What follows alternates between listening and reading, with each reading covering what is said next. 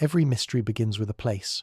Ours begins in Sagittarius, a corridor of starlight, where ancient gravity bends the voice of time itself.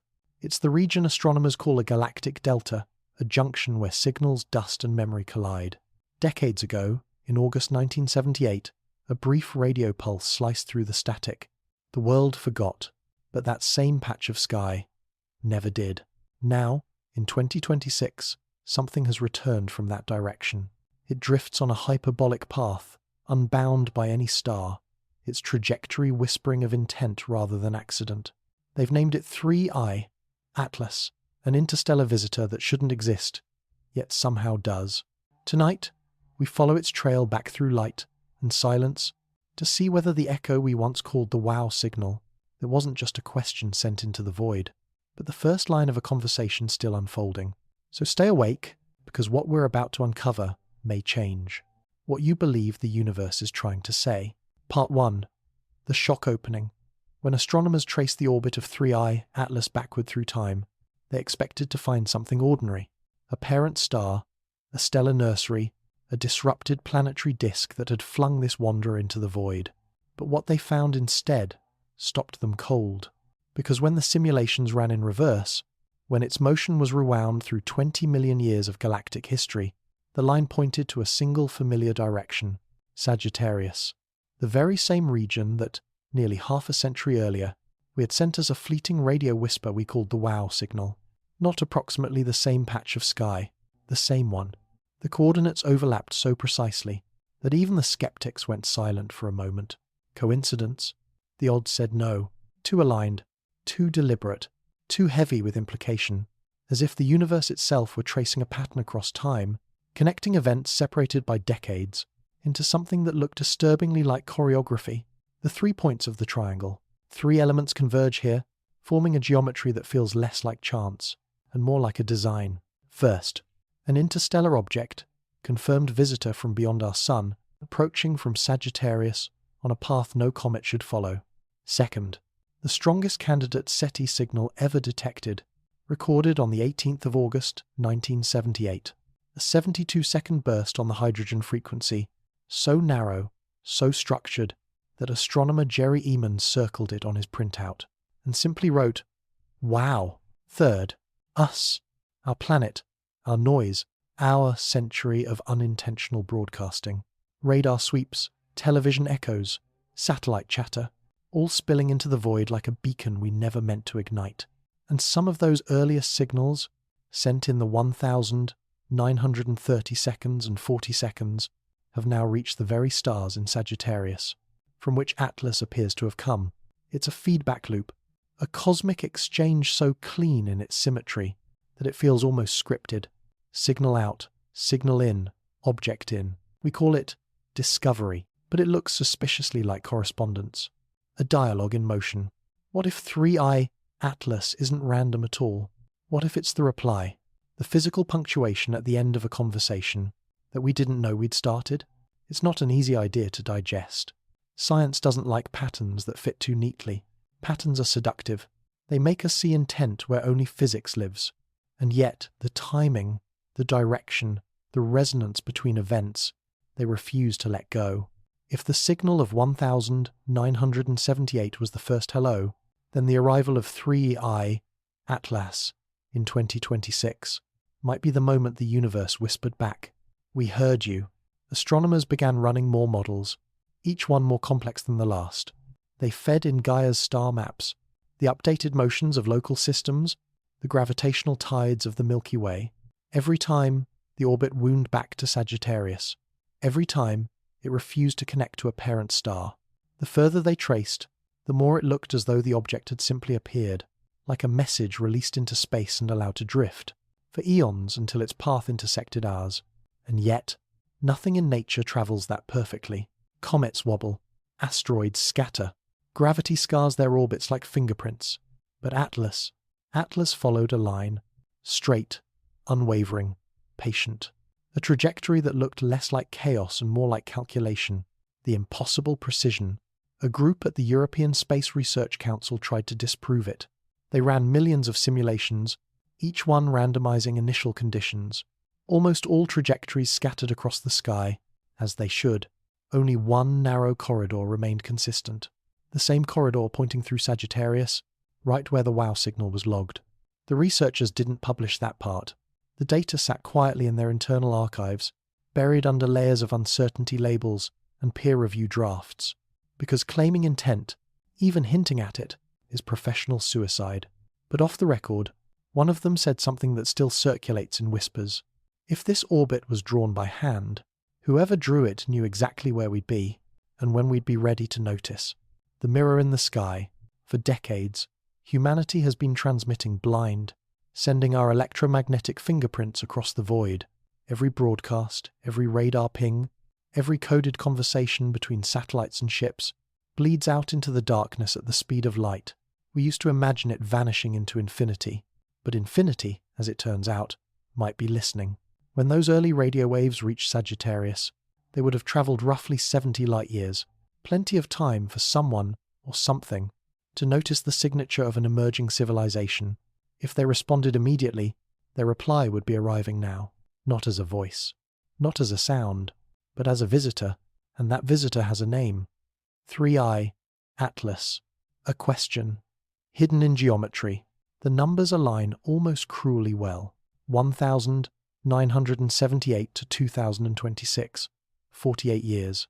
The average timescale for a two-way exchange between civilizations separated by 70 light-years. If the WOW signal was a question, this is the answer written in stone and ice.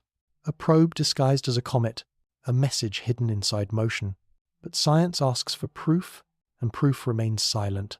So, for now, we're left with something more fragile. Pattern and intuition, the sense that the cosmos is not empty, just subtle. We used to stare into the night and wonder who might be watching. Now we trace an orbit backward and realize we've been watched for a while. A pause before the spiral. There's a moment in every investigation when coincidence begins to feel like choreography. The point where random stops being random and you sense the outline of something vast moving behind it all. That's where astronomy finds itself tonight. An interstellar visitor, a forgotten signal, and a planet that never stopped speaking into the dark. All bound by invisible geometry, all pointing back to one celestial address. Sagittarius. The bow of the Archer aimed not at the stars, but at us. And for the first time, we have to ask the question no one wants to say aloud. What if we didn't just discover 3i, Atlas? What if it found us? Part 2. Orbital forensics. Tracing an object's orbit backward through time is the closest thing astronomy has to detective work. Each equation becomes a fingerprint. Each simulation, a testimony written in light. You begin with where the object is now, its velocity, its inclination, the faint tug of the sun, and the whisper of distant planets. You feed those coordinates into a model, and then you start running the clock in reverse. Year by year, century by century, the object's path unspools like a film played backward, sliding through gravitational fields, skirting the invisible pull of wandering stars, until, ideally, you find where it began. That's the theory. But 3i, Atlas, refused to cooperate. The reconstruction, the data team at ESA's Orbital Dynamics Center in Darmstadt, started their simulations in the winter of 2027, just months after Atlas had slipped past the sun and begun drifting outward again. They gathered observations from 24 telescopes, optical, infrared, and radio, cross-checking parallax data from Gaia Data Release 4, each number honed down to the last decimal. The first results were unremarkable. A hyperbolic trajectory, as expected, meaning Atlas was never gravitationally bound to the Sunday. Its incoming velocity was consistent with interstellar origin. Everything about it screamed natural, until they wound the clock further back. Somewhere between 10 and 12 million years in reverse, the model stopped behaving. Small uncertainties in stellar motion began to amplify. The orbit bent in ways it shouldn't.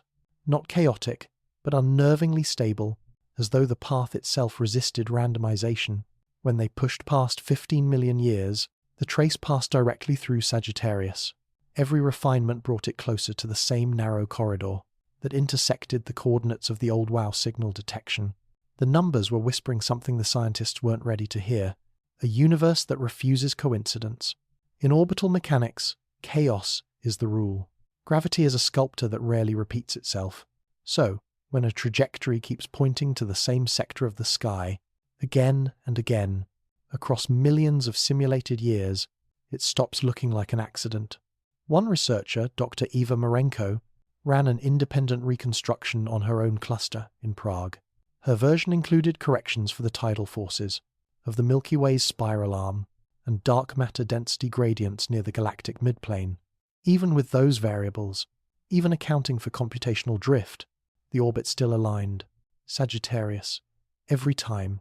She wrote in her notes, "If this is random, then randomness has taste." The comment never made it into the official report.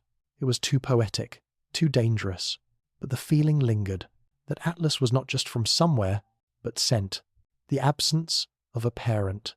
Normally, tracing an interstellar object backward leads you to a likely culprit, a star that passed close enough to the Sun in the past few million years to have ejected debris our way. When 2I, Borisov, was discovered back in 2019, its orbit led neatly toward a young stellar association near Cassiopeia, a plausible birthplace. Even 1I, Oumuamua, strange as it was, could be statistically explained as a natural ejection from a long-cooled system. But 3I, Atlas, doesn't fit the pattern. No star, no cluster, no gravitational handshake, lines up with its backward path. Every candidate fails, either by timing or by speed. The few close approaches that did appear in the models required impossible acceleration for ejection, and by the time you rewind far enough to allow for galactic rotation and spiral density waves, the uncertainties become cosmic.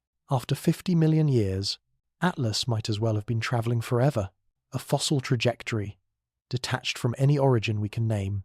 When equations start to talk back, astronomers are not poets by trade, but they know when math begins to hum.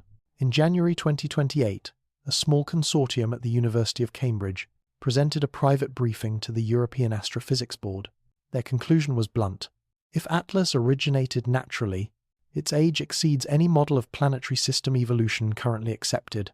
Translated, either it's impossibly old, or it didn't start where it looks like it did. That second option, the idea of trajectory insertion, makes even hardened scientists uncomfortable. It implies intent.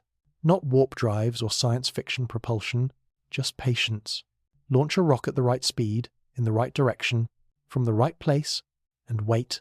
Wait 1,000,000 years, 10 million. Let gravity do the rest.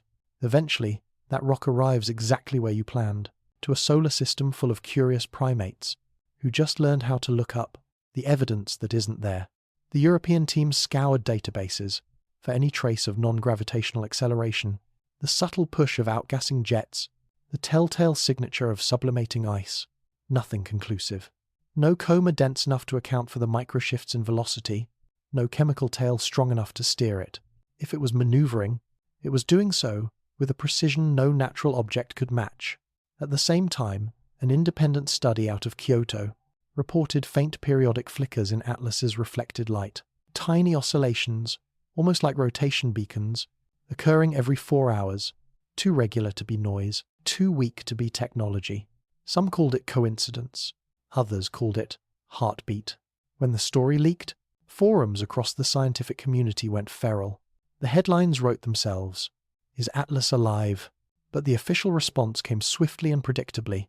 Instrumental error, observational bias, data contamination, and yet, off-camera, you could feel the tension between disbelief and dread, because no one could explain why the error repeated itself every 4 hours on every telescope. The problem of time. Here's what makes orbital reconstruction so fragile. Space is not a vacuum of stillness. It's a river of motion. Stars drift, the galaxy rotates, gravitational tides pull and stretch trajectories like fabric. Over millions of years, the uncertainty balloons until the origin dissolves. That's the nature of cosmic time. It erases its own footprints. But with 3I, Atlas, the footprints seem to have been preserved. The path doesn't fade into statistical fog. It remains unnervingly straight, as if the object had been set free. Not eons ago, but recently. Recently enough that galactic drift hasn't had time to smear it. That would place its launch. Somewhere within the last 20 million years, a blink in cosmic chronology. So, if this was debris from a natural event, It would mean that event happened almost yesterday on galactic scales. But no such cataclysm is visible in that region. No supernova scars, no disrupted systems, no planetary chaos we can trace. Just quiet stars and the faint memory of a radio whisper. When nature starts looking like engineering, Dr. Marenko, the same researcher from Prague, he was asked in an interview whether she believed Atlas could be artificial. She hesitated for a long time before answering. "Belief is the wrong word," she said. "It's not about belief, it's about pattern density. At some point, a pattern stops being coincidence and starts being communication." Her answer was cut from the final broadcast. But within days, the quote was circulating everywhere, because that word communication changes everything. If Atlas was placed, then its motion through space is a kind of language, an orbit written not by chaos, but by intent, a trajectory chosen to cross our system at the exact century, when we could trace it back and notice where it came from. That's not coincidence, that's choreography. The fork in the sky. Astronomy now stands at an uncomfortable fork. Either Atlas is ancient beyond comprehension, or it's young and deliberate.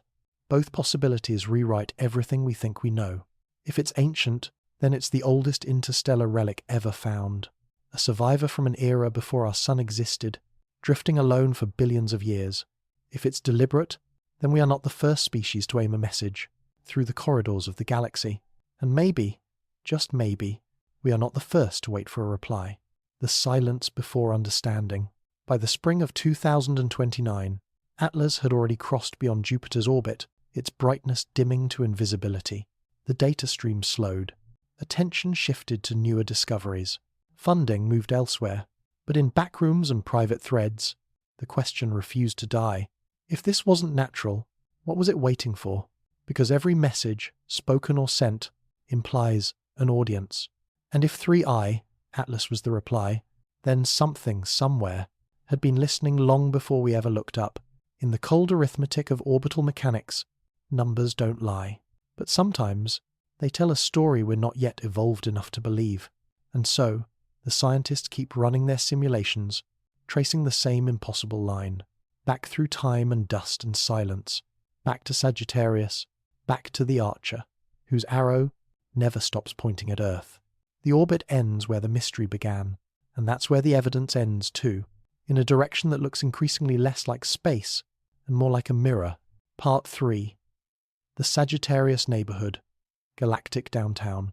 If you could step outside the Milky Way and look back, you'd see a spiral of light turning slowly through darkness, a grand wheel of stars, each arm rippling like a wave frozen mid-motion, and at the very center of that wheel, nestled in the constellation Sagittarius, lies a region astronomers sometimes call Galactic Downtown. It's a name that sounds poetic until you realize it's true. Everything here moves faster, burns brighter, and collides more often than anywhere else in the galaxy. It's a place of violence and creation, of gravity so dense it bends the language of space itself. This is where 3i, Atlas's trail, leads when you wind time backward, through the spiral arms, through rivers of dust, toward a hub of impossible energy. The heart of the galaxy. At the core of Sagittarius lives a monster, a supermassive black hole, 4 million times the mass of our Sunday. Its name is Sagittarius A*, and around it spins a swarm of stars moving at 1/10 the speed of light. Every so often, one drifts too close and vanishes, leaving only a flare of X-rays as evidence of its existence. For centuries we looked toward this region, and saw only a smear of cosmic fog. Now, with radio telescopes and gravitational wave arrays, we can finally see its structure, a crowded downtown of the universe, teeming with energy, chaos, and memory. If the galaxy is a city, then Sagittarius is its intersection, where everything eventually crosses paths. The corridor of origins. The simulations of 3i, Atlas, suggest that, millions of years ago, its trajectory passed through one of the Sagittarius streams, vast rivers of stars and debris, left behind by ancient galaxies the Milky Way devoured. These stellar currents form natural highways of gravity, channels that objects can follow for millions of years, without losing direction. A probe, a comet, or even a message encoded in metal could drift along these corridors, surfing the slow tides of galactic motion, until destiny or design carried it here. That's the unsettling beauty of orbital forensics. Sometimes the path looks too perfect. Atlas didn't just wander out of the dark. It followed a corridor that led straight to us. Whether by coincidence or intent, its route had been paved long before we were able to notice. The uncanny geometry. Sagittarius isn't just the center of gravity, it's the center of symmetry. When astronomers plotted the relative positions of the WOW signal, Earth's location in 1978, and the projected entry of Atlas in 2026, they discovered a geometric resonance. 3 points, forming an almost perfect isosceles triangle across 50,000 light-years. No one wanted to call it deliberate. Triangles make people nervous. They imply structure where randomness should reign. But geometry doesn't care about human comfort. It simply exists. And this geometry connects the past, the present, and whatever comes next. Somewhere inside that symmetry, the laws of coincidence start to feel like choreography. The archive of the dead. There's another reason Sagittarius feels different. It's old. Older than our sun. Older than our species. It's the site of billions of stellar deaths. Supernovae, whose ashes built the heavy elements in our blood. In a sense, every atom of iron in your body was forged in this downtown of stars. So when we trace Atlas back there, we're not just tracking a comet, we're following a thread that leads home. Because in the end, all matter, all history, all life on Earth was written in the furnace of Sagittarius. Perhaps that's why its name feels heavy when spoken, like saying the word ancestor in a language older than sound. The noise. Behind the silence, the further we listen toward the galactic center, the louder the noise becomes. A sea of radio static, gravitational murmurs, and flickering gamma bursts. It's easy to hide a signal in that chaos.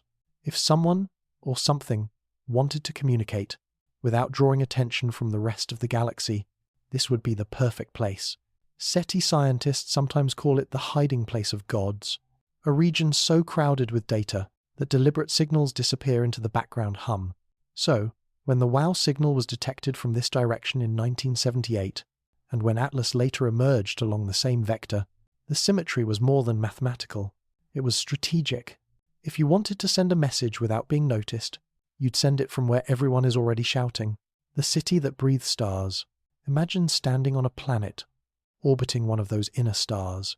The sky would never be dark. Hundreds of suns would fill every horizon. The night would glow like a perpetual dawn. That's the scale of Sagittarius. It's not just light years away. It's an environment that rewrites what night even means. The sheer density of matter there means collisions are inevitable. Stars merge, planets shatter, magnetic fields twist into knots that hum like living things. For any civilization growing in that furnace, silence would be a luxury. Survival would depend on mastering noise, on learning to communicate through chaos. Maybe that's why the WOW signal was so brief. A single word spoken in a storm, a message so precise it could cut through the noise, and travel across time like a needle threading through thunder. The forgotten experiment.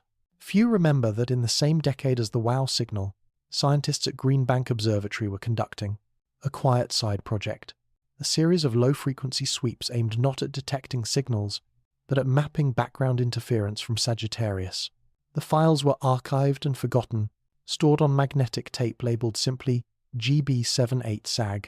When those tapes were reanalyzed in 2028, the team found something odd, a faint harmonic buried beneath the noise, occurring at the exact frequency offset that would compensate for Earth's motion in 1978. In other words, the signal was corrected, as if whoever sent it knew where we'd be moving decades in advance. It wasn't proof. It was a ghost in the data, but it hinted at the same unsettling precision that defines Atlas's orbit, the architecture of intention.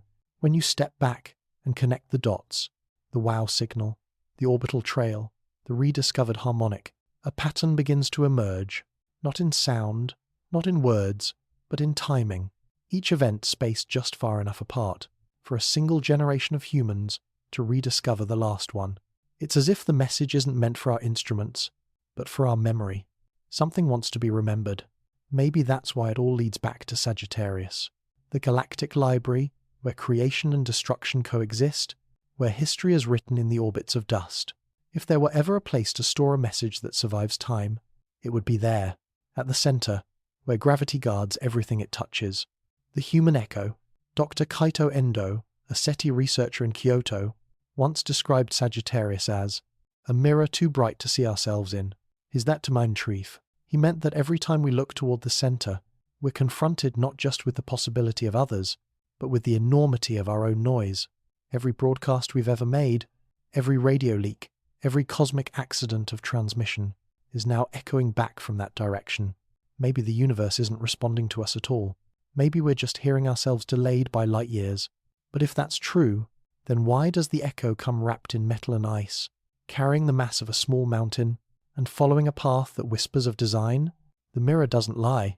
It only reflects what's real enough to be seen. The arrow and the circle.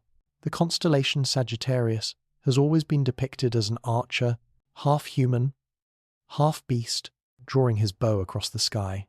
Ancient astronomers said his arrow pointed toward Scorpius, toward death and rebirth.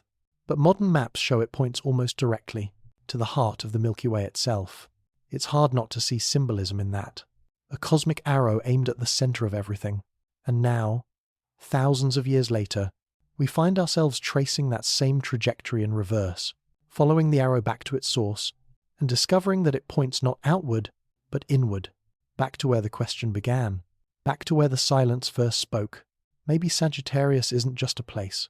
Maybe it's a memory, a gravitational archive, where the universe stores its oldest conversations. And perhaps 3I, Atlas is one of those records, a fragment released into the current, drifting toward the only species reckless enough to try reading it. The center of the galaxy is not a destination. It's a reminder that everything falls toward meaning eventually. Part 4, 1978. A strange alignment. Every century has a year when something unseen shifts. A year that waits quietly in the margins of history until hindsight reveals its symmetry. For modern astronomy, that year was 1978. The newspapers of the time were filled with politics, wars, and new machines that promised a better world. No one noticed the sky, but while we argued about the Earth, two events separated by just 5 days would quietly bend the trajectory of human curiosity forever.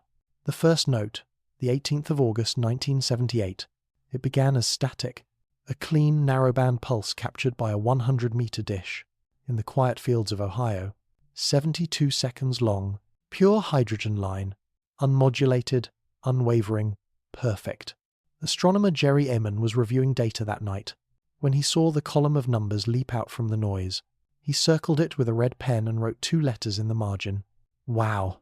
This not tevei, a word of disbelief, not triumph, because in that moment he knew the signal was too precise to be random, but too brief to be confirmed. It came from the direction of Sagittarius, that familiar region at the galaxy's heart, the same corridor now linked to 3I, Atlas. Back then, nobody could have known that decades later, that same patch of sky would send us something not made of light, but of matter. The signal was never heard again. It appeared once, vanished, and left behind a mystery that would haunt every radio astronomer after. The second note, the 23rd of August, 1978. 5 days later, on the opposite side of the Earth, technicians at NASA's Jet Propulsion Laboratory were preparing the launch of Voyager 2. Inside its golden record were the sounds of our world. Waves, laughter, greetings in 55 languages, and a heartbeat recorded from a woman in love. It was humanity's attempt to speak across eternity. A bottle tossed into the cosmic ocean, hoping someone somewhere might one day find it. Voyager 2 would leave the solar system in 2018, sailing silently into the interstellar dark, and in doing so, it became a mirror image of that forgotten signal, a transmission in reverse. 2 gestures, opposite in direction, occurring in the same week of the same year. 1 message out, 1 message in. Most people call that coincidence. But coincidence, repeated across decades, starts to look like choreography. The choreography of timing. If you align those 2 events, the WOW signal from Sagittarius and Voyager 2 departing Earth, their trajectories form a pattern almost poetic. 1 vector inward, 1 vector outward, like a breath inhaled and exhaled by the galaxy itself. The hydrogen line frequency of the WOW signal, 1,420 MHz, is the natural resonance of the universe's most abundant element. Voyager's message, by contrast, is encoded in the electromagnetic spectrum around 8 GHz, an artificial frequency chosen by us, a mark of intelligence. Together they form a kind of binary, natural and artificial, signal and probe, receiver and sender. Two notes on the same cosmic scale, separated by 5 days and 50,000 light-years. It's hard not to see intention in that symmetry, even if the intention isn't ours. The mirror decades. Fast forward to 2026, and the symmetry grows stranger. That's the year 3i. Atlas entered our solar system, emerging from the same region where the WOW signal once originated, 48 years after that first whisper. Roughly the time it takes for the light of that event to reach the edge of our local stellar neighborhood, as if whatever or whoever heard our broadcasts waited just long enough for the echo to reach them, and then answered in the only language that never loses fidelity. Motion. A signal can fade, but a trajectory endures. It doesn't require translation, only observation. And so the universe replied, not with words, but with a moving object, a presence, the hidden symmetry. In 2031, an independent group from the European Space Research Council plotted the combined geometry of those three events: the WOW signal, 1978, Voyager's launch, 1978, and Atlas's inbound trajectory, 2026. What emerged was unsettling. A near-perfect alignment across both time and space, a structure they described as a temporal isosceles, anchored by Earth itself at the midpoint. If you map it, the lines form what looks like an arrow, its tip embedded in our planet's orbital path. Mathematically, the odds of such a correlation are astronomical, less than 1 in 10. 13, and yet, there it is. A design drawn not on paper, but on the fabric of time itself. The scientists who presented the findings never used words like message or communication, but their faces said enough. They had looked into randomness and seen something staring back, between science and myth. Ancient civilizations looked at Sagittarius and saw an archer pointing his arrow across the sky. For them, the stars were myth, not mathematics. But in a strange twist, modern science has reconstructed that same shape with data. A new arrow, formed not of light, but of meaning. The question is, who drew it? We're trained to dismiss myth as primitive storytelling, and yet, somehow, the symbols repeat themselves. A hunter's bow, a golden record, a single pulse of hydrogen, each a different version of the same idea, someone trying to reach someone else. Maybe communication has always been the universe's favorite game. Maybe every species plays it without knowing. We send, we listen, we wait. And when the reply comes, we call it coincidence. The quiet handshake. In 1978, 2 hands reached out across the abyss. One human, one unseen. The human hand released a spacecraft into the dark, carrying our sounds and our hope. The other sent a single note of perfect frequency that sliced through the static of creation and said, "We are here." The handshake was invisible, its timing too subtle for anyone then to notice. But the geometry remains, etched across half a century of sky. Some scientists describe it as resonant synchronicity. Others whisper about feedback. But there's another word for it, an older one: alignment. The probability of meaning. If we treat all of this as chance, then we must accept that randomness can compose symphonies with no composer, that the universe can align data points across millennia and make them rhyme by accident. It's possible, but it's also lonely, because if it's not coincidence, if there's a whisper of design in the data, then something vast and patient has been waiting for us to reach this level of awareness, not to frighten us, but to invite us into the conversation. That's what makes 1978 more than just a date. It's a timestamp on a cosmic letter, addressed to whoever could finally read between the lines. The echo and the answer. 48 years after that whisper, we've received its echo in the form of 3i, Atlas, a silent visitor, arriving not to land, not to conquer, but to mirror. Because every message, if you listen long enough, eventually comes back as reflection.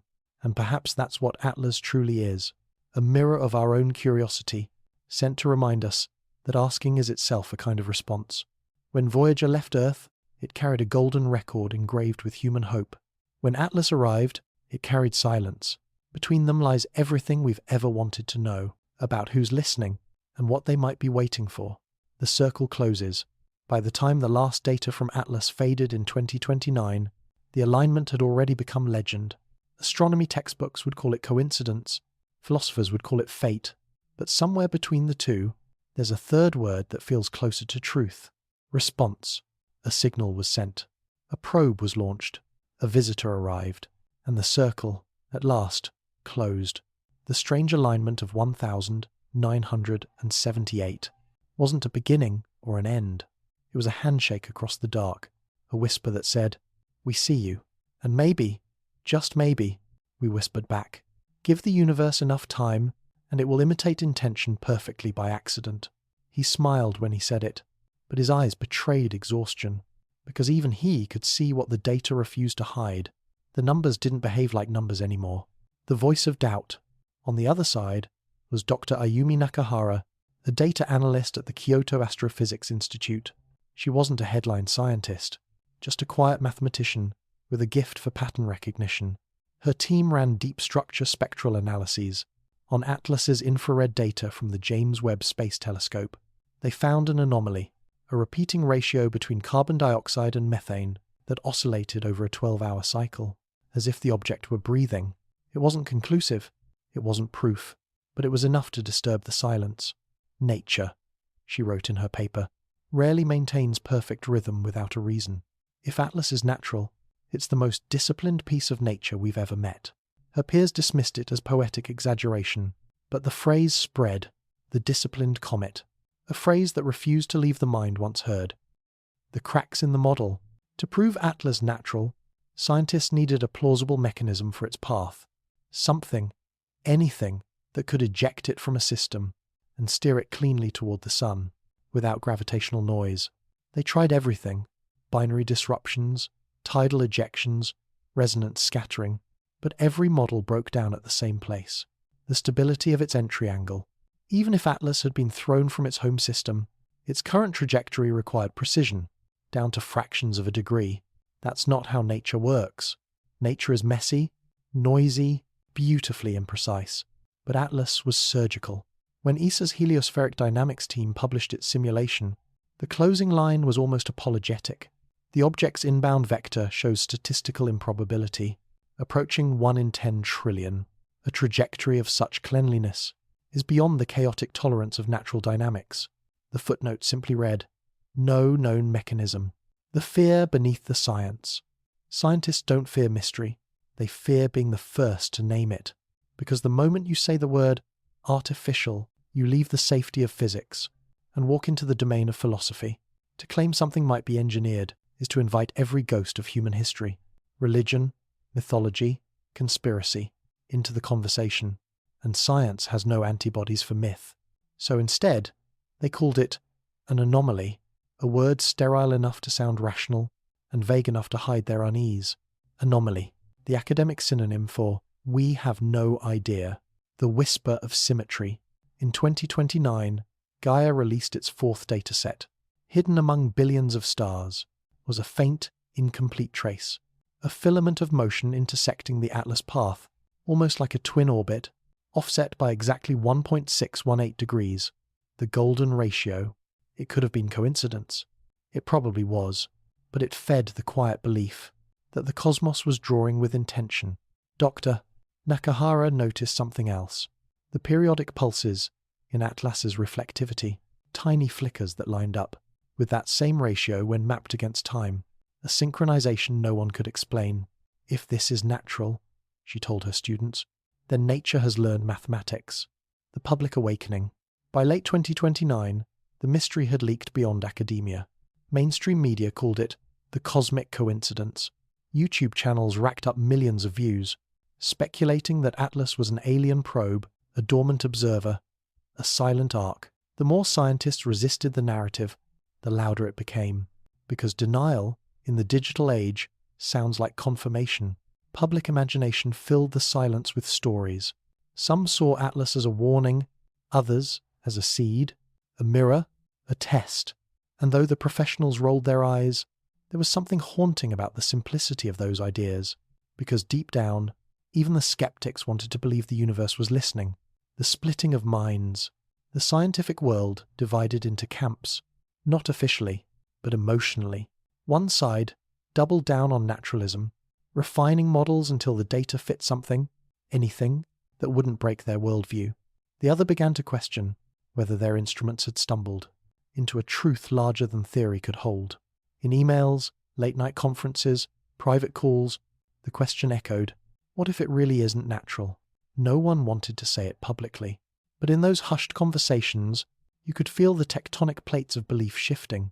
Because if Atlas was artificial, then we weren't just observing the universe. We were being observed by it. The uncomfortable middle. A small third group emerged.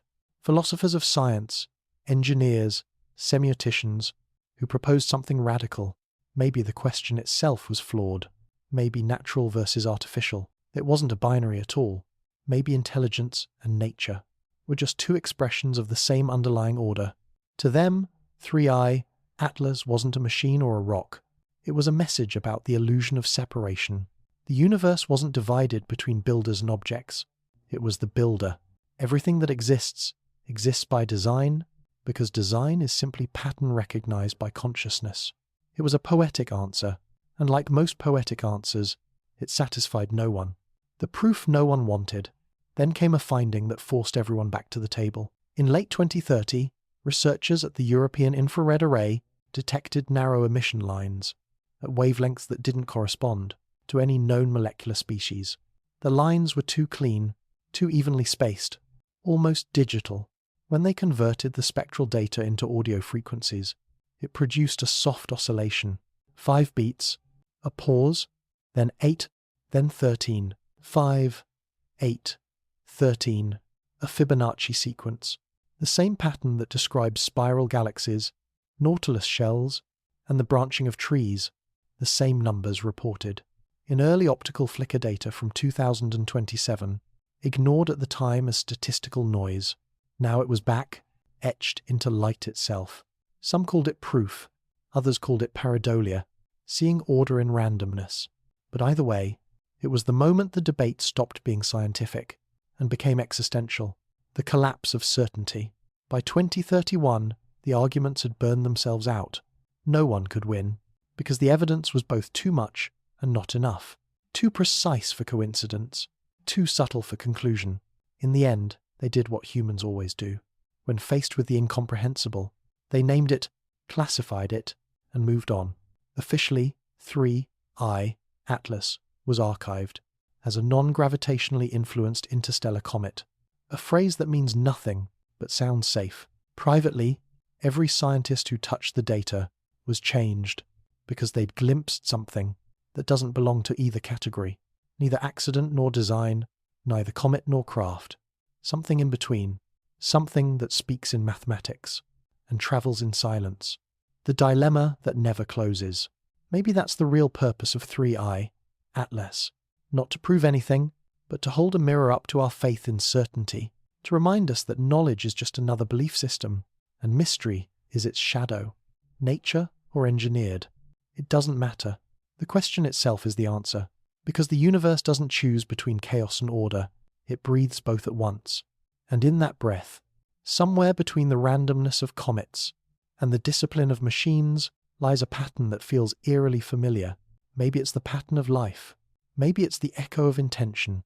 Or maybe it's the universe, reminding us that not everything that thinks needs to be alive. Part 6. Composition Mysteries. JWST Data Anomalies. Every mystery deepens when light touches it. For all our instruments and equations, the universe still keeps its secrets. In the narrow lines between wavelengths, that's where 3i Atlas began to whisper again. Not in movement, but in colour. The first glimpse, when the James Webb Space Telescope turned its golden mirrors toward the dim fragment of Atlas in early 2028. No one expected revelation. By then, the object was already drifting past Jupiter's orbit, faint, cold, and mostly silent. JWST's infrared spectrometer was designed to read the chemistry of distant galaxies, not a single rock tumbling through the dark. But the team wanted closure, a confirmation that Atlas was just another frozen relic. They didn't get closure. They got patterns. In its reflected spectrum, there were sharp repeating peaks, too regular to be noise, too structured to be coincidence. The ratios between them weren't random. They followed a rhythm, a subtle modulation that cycled every 12 hours. That's when the term pulse signature entered the discussion, and with it, the silence of certainty collapsed again. The ratios that shouldn't exist. The chemical fingerprint of most comets is chaotic. Water, carbon dioxide, ammonia, dust. A messy soup of cosmic leftovers. But Atlas refused to follow that recipe. Its CO2H2O ratio was inverted, its trace methane levels oscillating like a metronome. It was as if the object were regulating its chemistry, not reacting to sunlight but anticipating it. Dr. Amira Valenti, from the European Infrared Observatory, described it like this. It's behaving as if it knows when it's being watched. Her colleagues laughed nervously, but the data didn't. The curve kept repeating, a perfect sine wave looping through days and nights of deep space. When they subtracted the thermal noise, the oscillation remained. When they rotated the telescope's angle to rule out reflections, it still remained. Something inside Atlas was changing rhythmically, breathing in and out, with no known mechanism to explain it. The search for contamination. Scientists are trained to distrust wonder. So the first suspect was human error. They checked for calibration, drift, for micrometeoroid hits on JWST's sensors, for cosmic rays interfering with readouts. Nothing. They pointed the telescope at a control target, a distant Kuiper belt object of similar brightness. No oscillation, no pattern, only silence. Then they returned to Atlas. The pulse reappeared. 12 hours, 6 minutes. Precise enough to set a clock by. Dr. Valenti's team ran the numbers again, plotting the chemical shifts over time. The frequency matched the rotational period that Kyoto's optical team had reported 2 years earlier. The same 4-hour flicker cycle, multiplied exactly by 3. Rotation harmonics, 3-to-1 resonance. In nature, those ratios appear in planetary orbits, in magnetic fields, and in music. But not in rocks. The harmonic hypothesis. When physicists looked closer, they realized the oscillations followed. A Fibonacci progression across wavelengths. 5, 8, 13, the same sequence that had appeared in the earlier spectral data. It wasn't just chemistry anymore. It was mathematics embedded in light. Someone called it coincidence. Someone else called it code. And suddenly, the discussion turned from physics to philosophy again. Because if light carries pattern, and pattern implies intention, then Atlas was speaking in the oldest language in existence. The one that doesn't require translation. Number. Dr. Nakahara, the analyst from Kyoto, said it best in a private paper later leaked online. If this is coincidence, it's the kind that only happens once per universe. The invisible coma. Another puzzle came from the coma. The faint halo of vapor that surrounds comets as they heat up. Atlas's coma was too small, almost surgical. A perfect sphere, less than 100 kilometers wide, barely visible even in long exposure. The density gradient was inverted, brighter at the edges, darker near the core, as if the object were containing its own emissions. When modelled under standard sublimation physics, the result broke conservation laws. The outgassing didn't match the energy input from sunlight. In simple terms, it was releasing gas without being heated. That's not supposed to happen, unless the heat is coming from inside. The hollow core theory. By mid-2029, a joint analysis between ESA and Kyoto proposed. The hollow core hypothesis. Maybe Atlas wasn't solid at all. Maybe it was a shell, a crust wrapped around an empty cavity, a chamber that somehow held and released gas, in perfectly timed bursts. The idea echoed the Bracewell probe concept, first proposed in the 1,960 seconds, a self-replicating, self-maintaining observer, disguised as natural debris. But even that felt too speculative, because to accept the theory, you had to accept intention. And intention isn't data, it's design. Still, the math refused to let go. If Atlas's mass and density were as measured, then its interior couldn't be solid ice. There was too little gravitational cohesion. It should have broken apart under its own rotation, but it hadn't. It held together, as if built to. The shape of silence. When JWST's imaging spectrometer captured a high-resolution silhouette of the object, the shape was neither spherical nor random. It was slightly flattened, its long axis curved like a teardrop. At first, analysts blamed the optics, but when the same contour appeared in data from Chile's very large telescope, the coincidence became uncomfortable. The orientation of the curve always pointed sunward, as if aligned deliberately, like a sail trimmed to the solar wind. If it was natural, it was performing the most elegant mimicry ever seen in physics. If it was not, then we were looking at engineering on a scale that hides inside simplicity, the breath of the unknown. By now, the metaphor of breathing had stuck. It was poetic, but it also fit the data too well to ignore.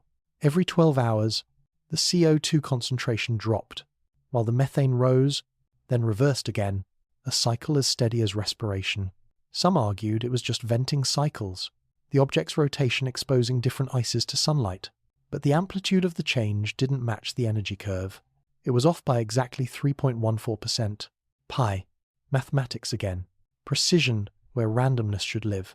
At this point, even the skeptics had stopped laughing. The code hidden in chemistry. When Kyoto's team converted the full spectral dataset into a sonogram, a method used to detect periodic structures in pulsars, they found a repeating harmonic sequence. 13 tones forming a symmetrical wave.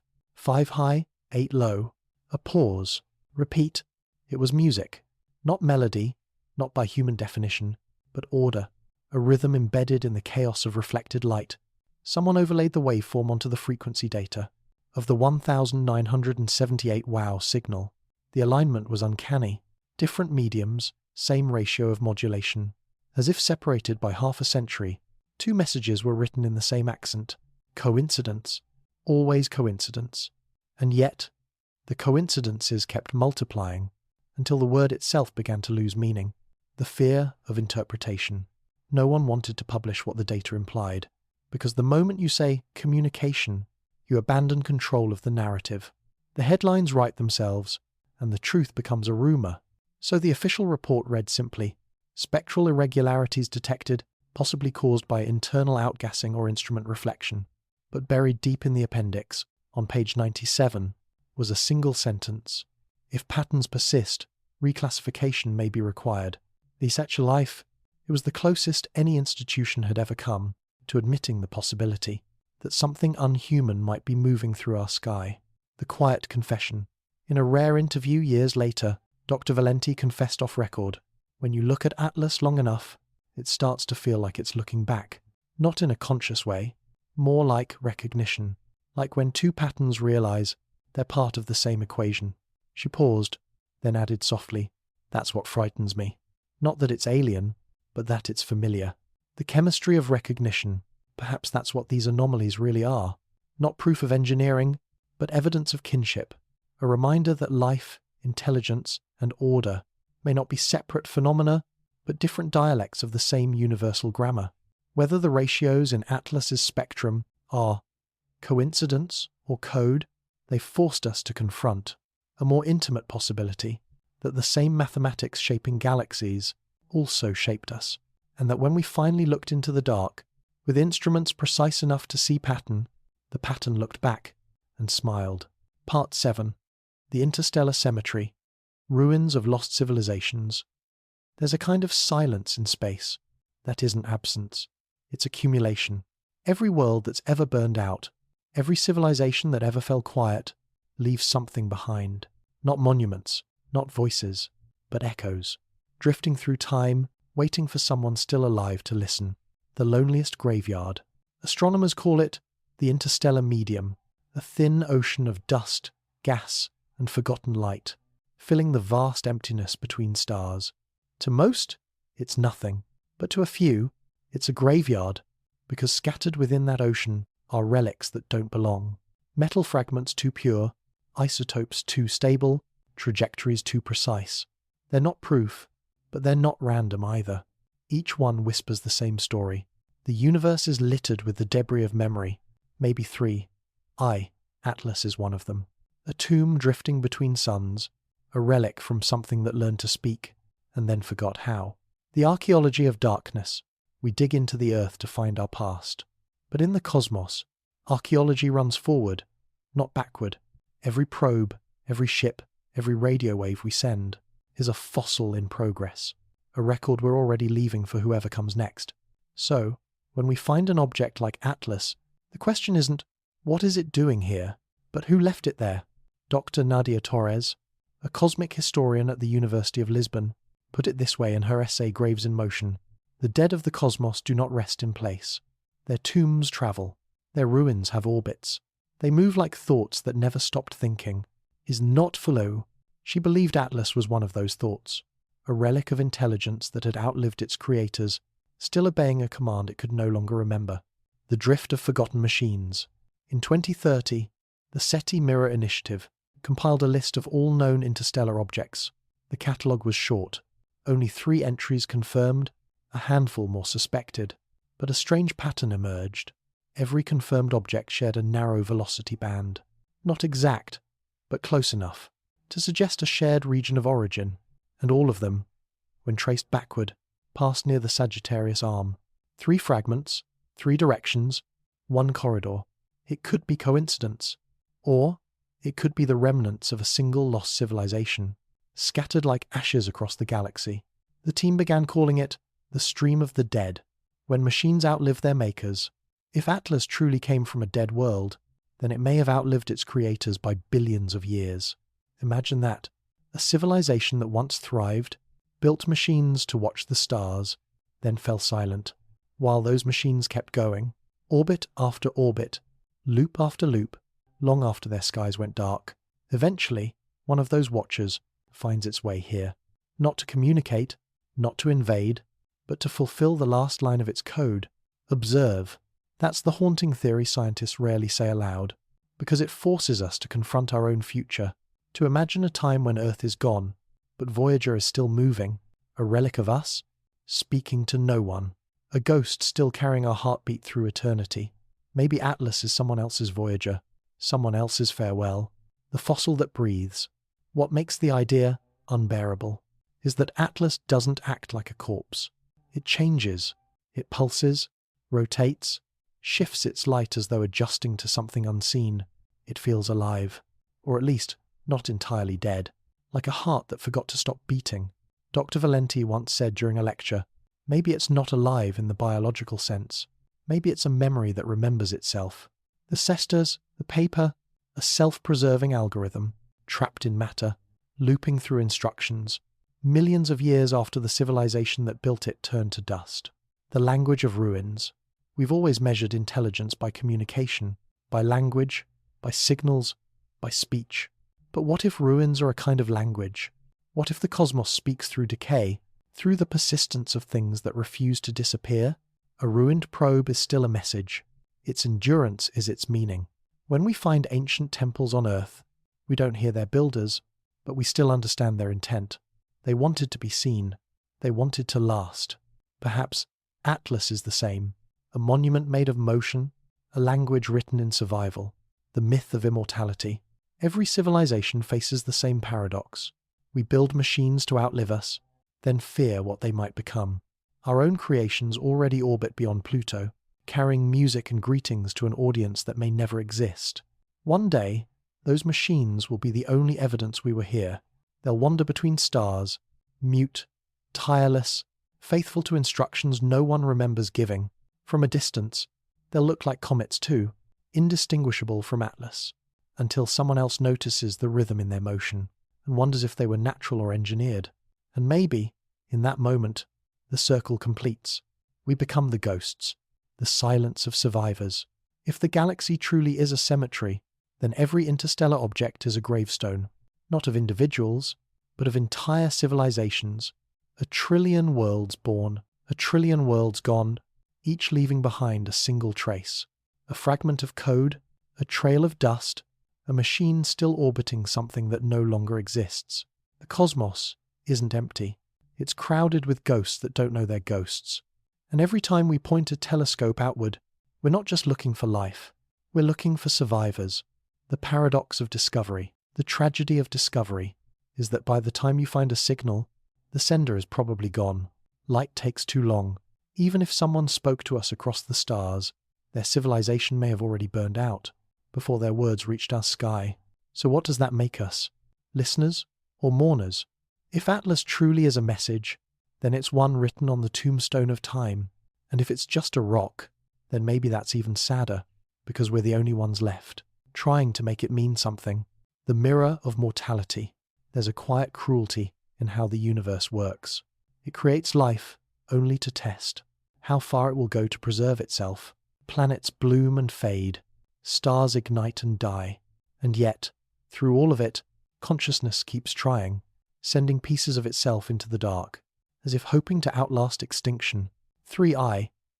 Atlas could be one of those pieces, a survivor of something long gone, or perhaps a preview of what will become, a lonely traveller carrying the echo of a species that once tried to understand the stars.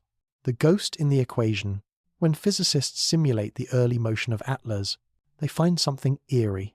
The orbit remains stable far longer than it should. Even when perturbed, it corrects itself. Not perfectly, but intentionally, like a system seeking equilibrium. That self-correction is what unsettles them most, because it implies awareness, not consciousness, but an algorithmic instinct to survive. Some call it coincidence, some call it the ghost in the equation. But perhaps the ghost is all that remains of a mind that once was. The weight of absence. Dr. Torres wrote in her final paper before she died. We think we fear the unknown, but what we truly fear is recognition. The moment we realize the unknown looks like us. That's the true horror of Atlas. Not that it's alien, but that it's inevitable, a reflection of our own future, traveling backward through time to meet us. Every civilization leaves something behind, and what it leaves says everything about what it feared most. Ours will leave metal and code. Theirs left Atlas. The funeral without end. There's no ceremony for the dead in space. No mourning, no graves, no end. Only motion. An eternal procession of debris, circling unseen suns. And somewhere among them, a single object crosses paths with us. Not to deliver a message, but to remind us that endings can look a lot like beginnings. So perhaps the galaxy isn't a cemetery after all. Perhaps it's a library. A collection of stories written in matter, each one drifting until someone learns how to read again. If so, then 3i. Atlas isn't a tomb. It's a book that survived the fire. And now, it's open, waiting, for us to turn the page, bounced back across space and time, like an echo caught between mirrors. Because here's the quiet truth that SETI avoids. You can't look for intelligence without revealing your own. The act of listening is itself a confession, a declaration that you exist. So maybe the universe never needed to respond. Maybe it's been answering us in the same way we've been asking, with existence itself. The century of noise. By 2030, SETI's global network of radio arrays had expanded across 3 continents, dozens of antennas listening to the sky 24 hours a day, collecting petabytes of static, hoping to find meaning in randomness. Dr. Raphael Omondi, the head of the African Deep Signal Initiative, once said, "We keep searching for an external signal, but we forget we've been broadcasting one since the day we learned to think." He wasn't being poetic. He was being literal. Humanity's digital infrastructure, our cloud servers, GPS systems, microwave communications, forms a continuous pulse radiating through the void. It has pattern, repetition, redundancy. It encodes thought, emotion, mathematics, and culture. By definition, that's a structured signal. We are what SETI is looking for. We just don't like the implication. Because if we are the signal, then someone else might be the receiver, and we have no idea who or what is listening. The cosmic feedback loop. Imagine the universe as a vast feedback network. Every civilization that learns to speak adds its voice to the cosmic choir, then listens for the echo. Each echo influences the next voice, creating an endless dialogue across time. We call it discovery, but maybe it's memory. The universe remembering itself through different mouths. 3i. Atlas could be one of those echoes, a reply not to us, but to whoever came before us. And we, unknowingly, have stepped into their conversation. It's possible we were never meant to be the audience. We're just standing in the middle of someone else's sentence, trying to understand the grammar of gods. The human bias. SETI has always assumed intelligence must resemble us. Curious, technological, communicative. We listen for what we know. Radio signals, patterns, logic, code. But that's the trap. If another intelligence evolved, in a completely different medium, magnetic fields, quantum fluctuations, plasma resonance, we might mistake its messages for background noise. Worse, we might be receiving it right now, and calling it nature. In other words, our instruments may already be full of messages we've trained ourselves not to hear. The mirror isn't just the sky, it's our own methodology.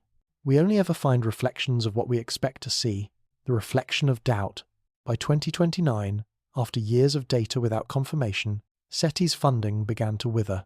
The public lost interest. Governments moved on, but a small group of researchers stayed behind, continuing to monitor the Sagittarius sector. Among them was Dr. Nadia Torres, whose earlier paper, Graves in Motion, had already redefined how we think about cosmic memory. She began noticing a strange phenomenon. The background radiation curve around 1,420 megahertzes, the hydrogen line, was subtly rising every year, not from our transmitters, but from interstellar space itself. The increase was too smooth to be interference, too global to be local. When filtered, it resembled an amplitude modulation pattern, a slow, planet-sized heartbeat. It wasn't communication in the traditional sense. It was resonance, as if the universe were matching our frequency, mirroring our noise back to us. The observer's paradox. Dr. Torres proposed a radical idea that once a civilization becomes aware of itself, the universe begins to behave differently around it. Not in a mystical way, but in a measurable one, because consciousness alters observation, and observation collapses probability. The act of listening changes the signal. The act of expecting creates response. Her paper, The SETI Mirror Hypothesis, suggested that the universe is participatory, that awareness is the antenna, and that contact isn't a message, but a mirror held up to the observer.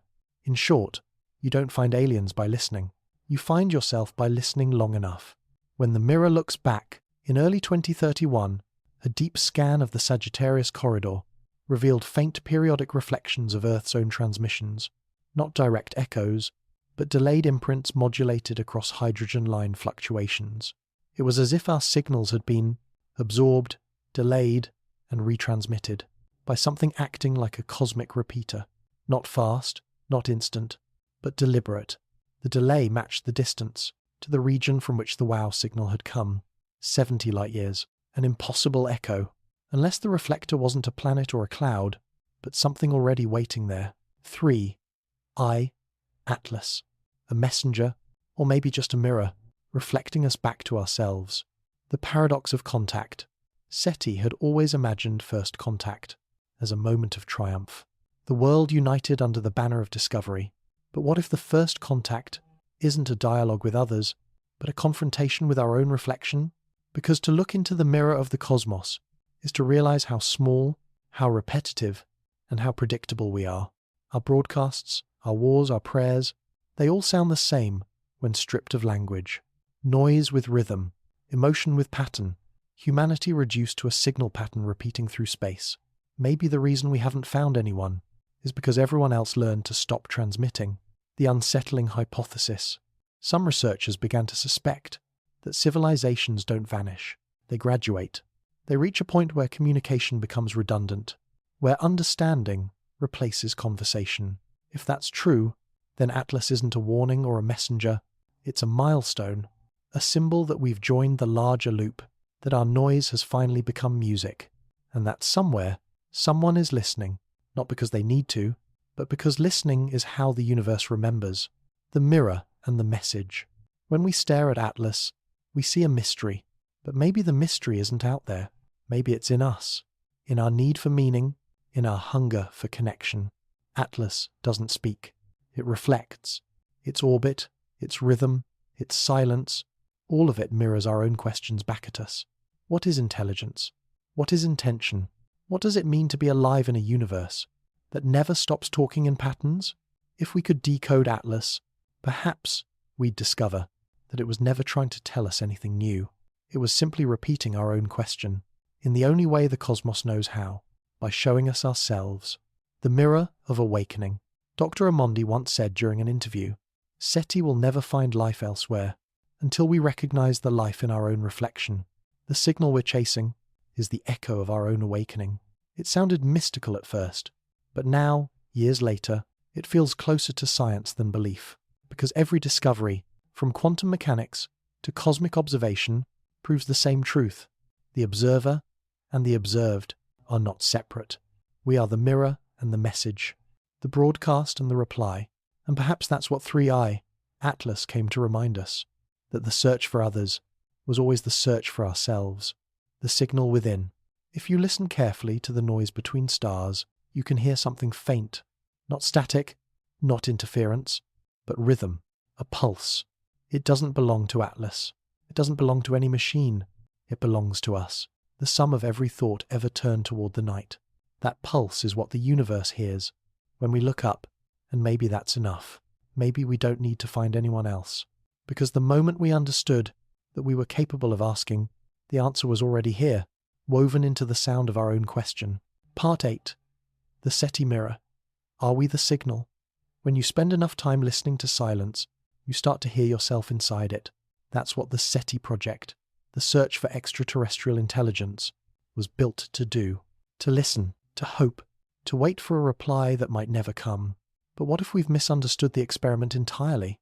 What if we are not the listeners, but the broadcast? The illusion of the receiver.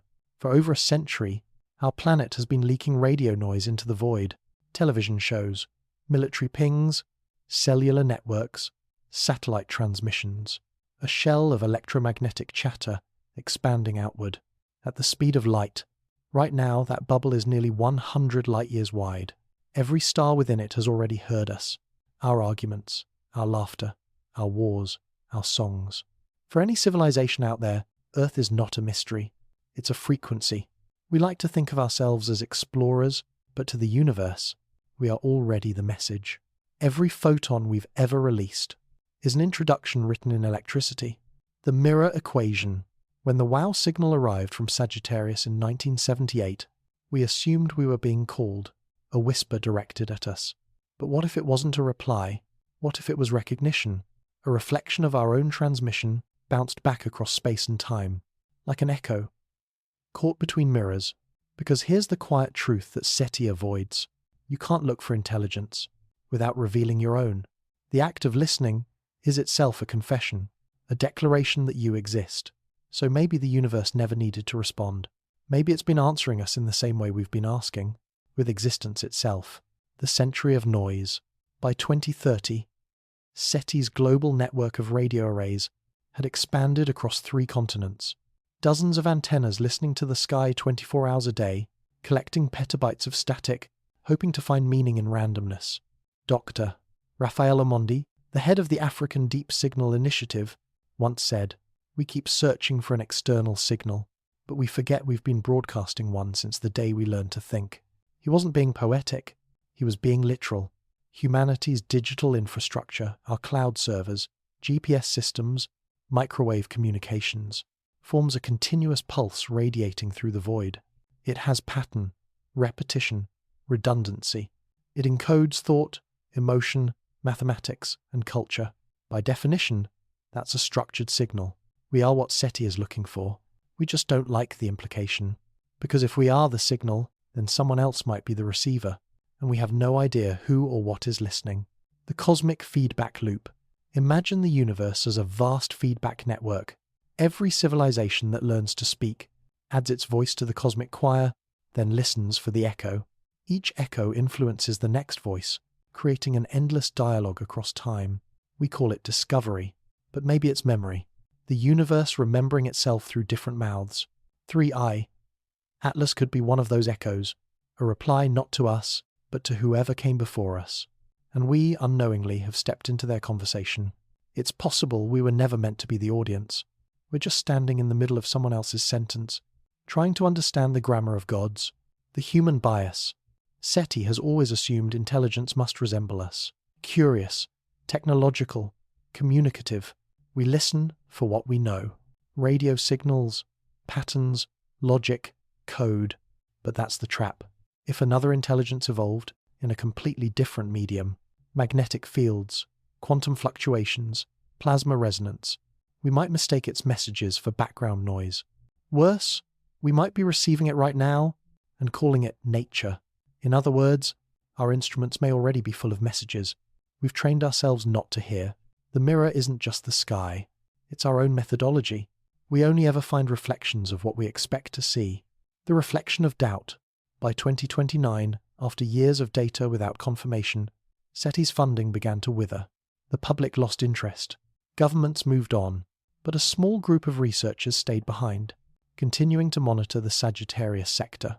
Among them was Dr. Nadia Torres, whose earlier paper, Graves in Motion, had already redefined how we think about cosmic memory.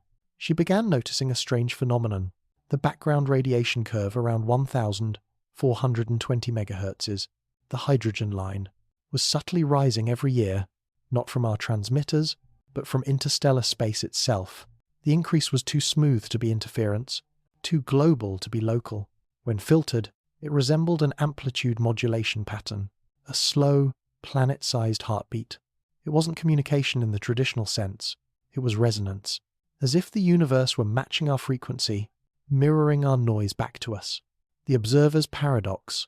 Dr. Torres proposed a radical idea that once a civilization becomes aware of itself, the universe begins to behave differently around it. Not in a mystical way, but in a measurable one, because consciousness alters observation, and observation collapses probability. The act of listening changes the signal. The act of expecting creates response. Her paper, the SETI mirror hypothesis, suggested that the universe is participatory, that awareness is the antenna, and that contact isn't a message, but a mirror held up to the observer. In short, you don't find aliens by listening. You find yourself by listening long enough. When the mirror looks back, in early 2031, a deep scan of the Sagittarius corridor revealed faint periodic reflections of Earth's own transmissions. Not direct echoes, but delayed imprints modulated across hydrogen line fluctuations. It was as if our signals had been absorbed, delayed, and retransmitted by something acting like a cosmic repeater. Not fast, not instant, but deliberate. The delay matched the distance to the region from which the WOW signal had come. 70 light-years, an impossible echo. Unless the reflector wasn't a planet or a cloud, but something already waiting there. 3i, Atlas, a messenger, or maybe just a mirror, reflecting us back to ourselves. The paradox of contact. SETI had always imagined first contact as a moment of triumph. The world united under the banner of discovery. But what if the first contact isn't a dialogue with others, but a confrontation with our own reflection? Because to look into the mirror of the cosmos is to realize how small, how repetitive, and how predictable we are. Our broadcasts, our wars, our prayers, they all sound the same when stripped of language. Noise with rhythm, emotion with pattern, humanity reduced to a signal pattern repeating through space. Maybe the reason we haven't found anyone is because everyone else learned to stop transmitting. The unsettling hypothesis. Some researchers began to suspect that civilizations don't vanish, they graduate. They reach a point where communication becomes redundant, where understanding replaces conversation. If that's true, then Atlas isn't a warning or a messenger, it's a milestone, a symbol that we've joined the larger loop, that our noise has finally become music, and that somewhere, someone is listening, not because they need to, but because listening is how the universe remembers, the mirror and the message. When we stare at Atlas, we see a mystery, but maybe the mystery isn't out there. Maybe it's in us, in our need for meaning, in our hunger for connection. Atlas doesn't speak. It reflects. Its orbit, its rhythm, its silence. All of it mirrors our own questions back at us. What is intelligence? What is intention? What does it mean to be alive in a universe that never stops talking in patterns? If we could decode Atlas, perhaps we'd discover that it was never trying to tell us anything new. It was simply repeating our own question, in the only way the cosmos knows how, by showing us ourselves. The mirror of awakening. Dr. Amondi once said during an interview, SETI will never find life elsewhere until we recognize the life in our own reflection. The signal we're chasing is the echo of our own awakening.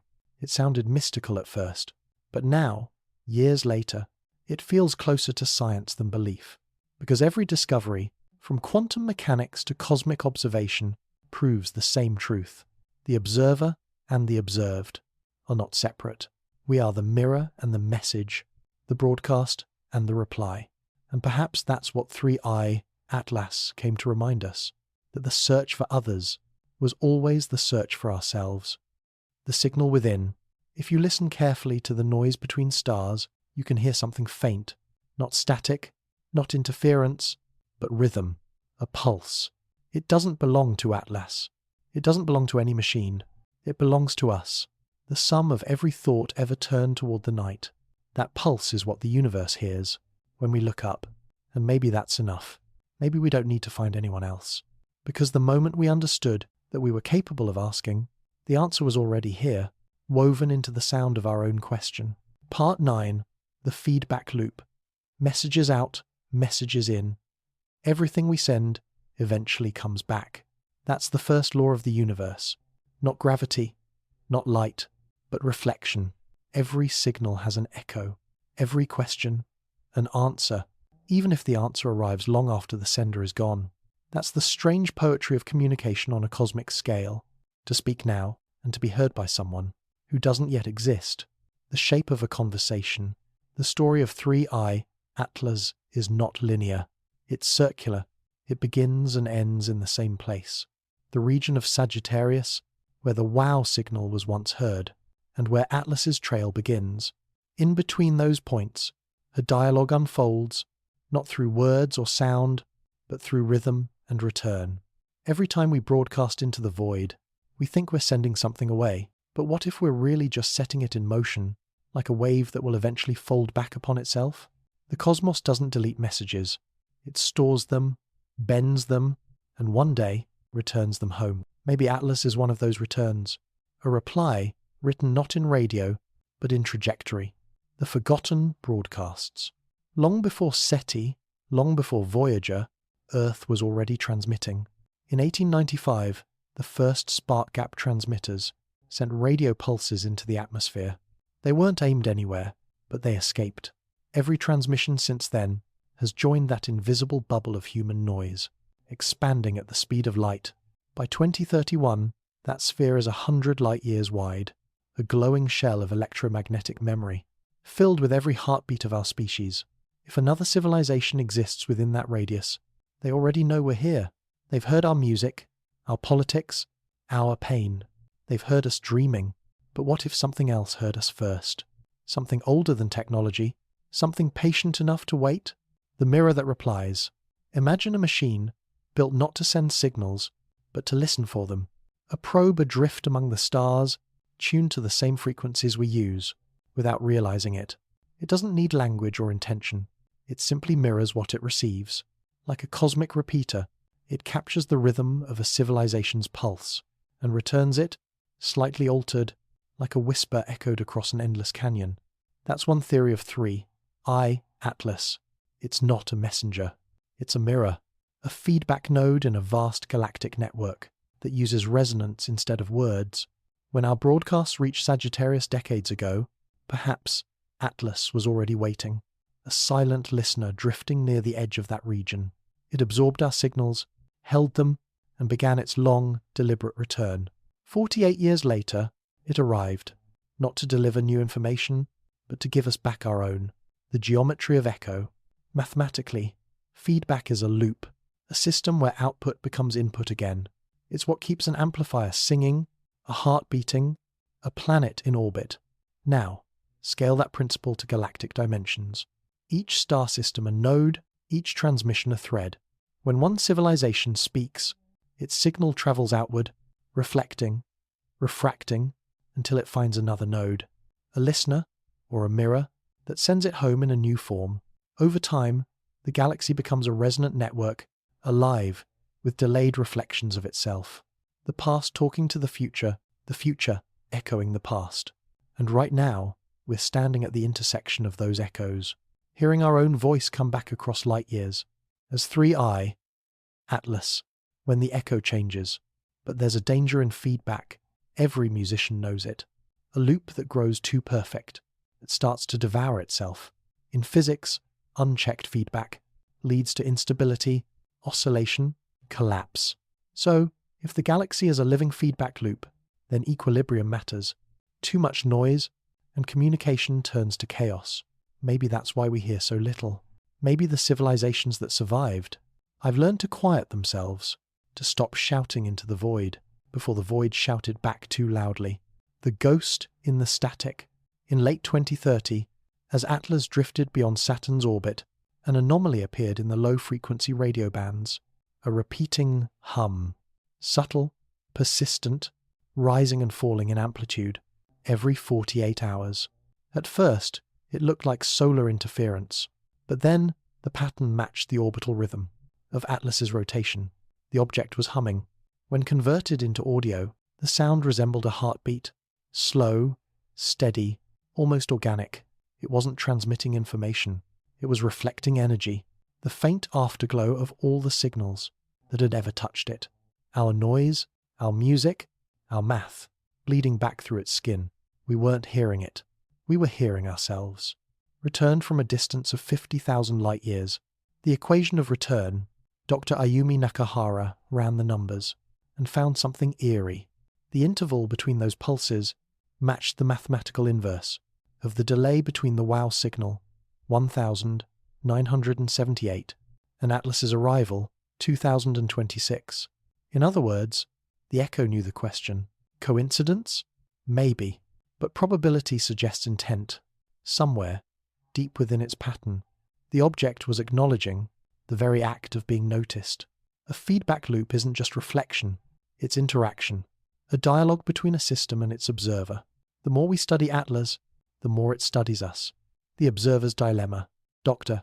Torres, before her death, wrote in her final notes, "The universe responds to observation the way water responds to touch.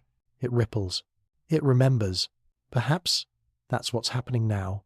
We've spent decades staring into the dark, and the dark has finally started to stare back.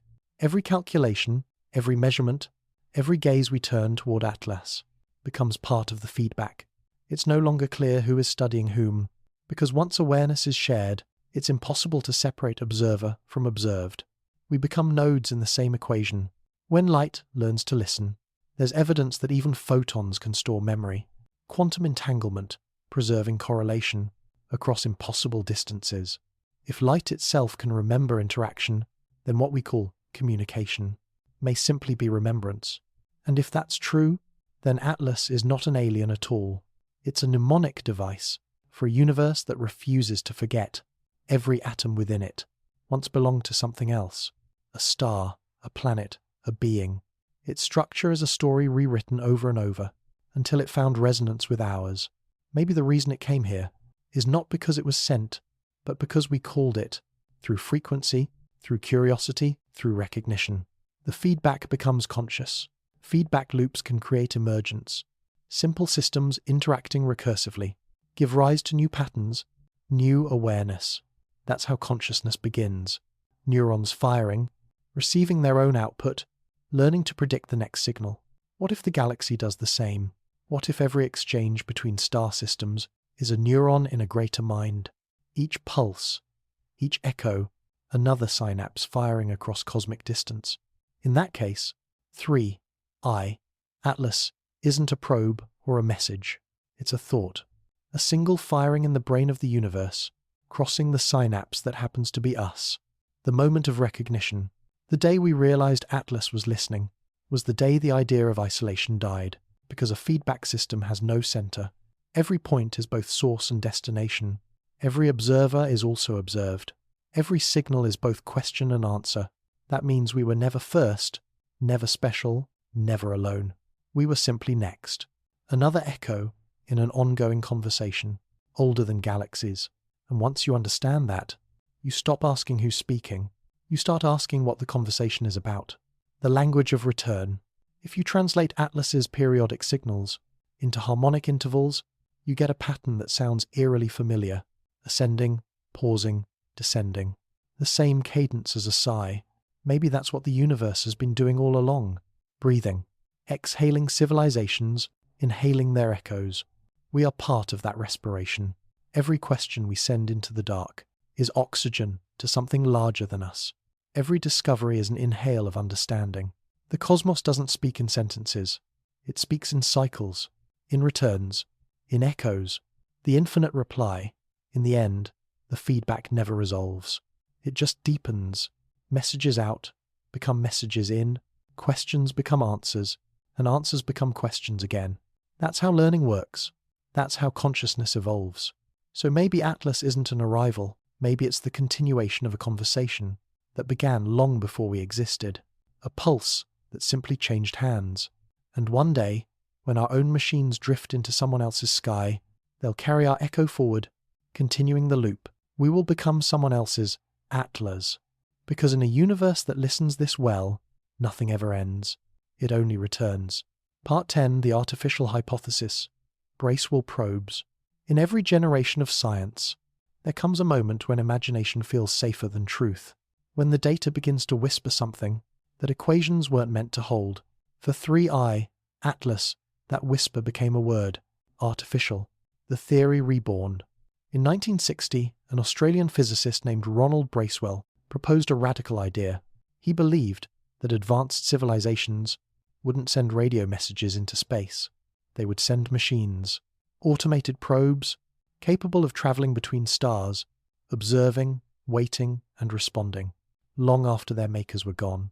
He called them Bracewell probes, self-replicating emissaries that act as both scouts and translators, bridging the gulf between civilizations, without requiring light years of delay. For decades, the idea was dismissed as science fiction.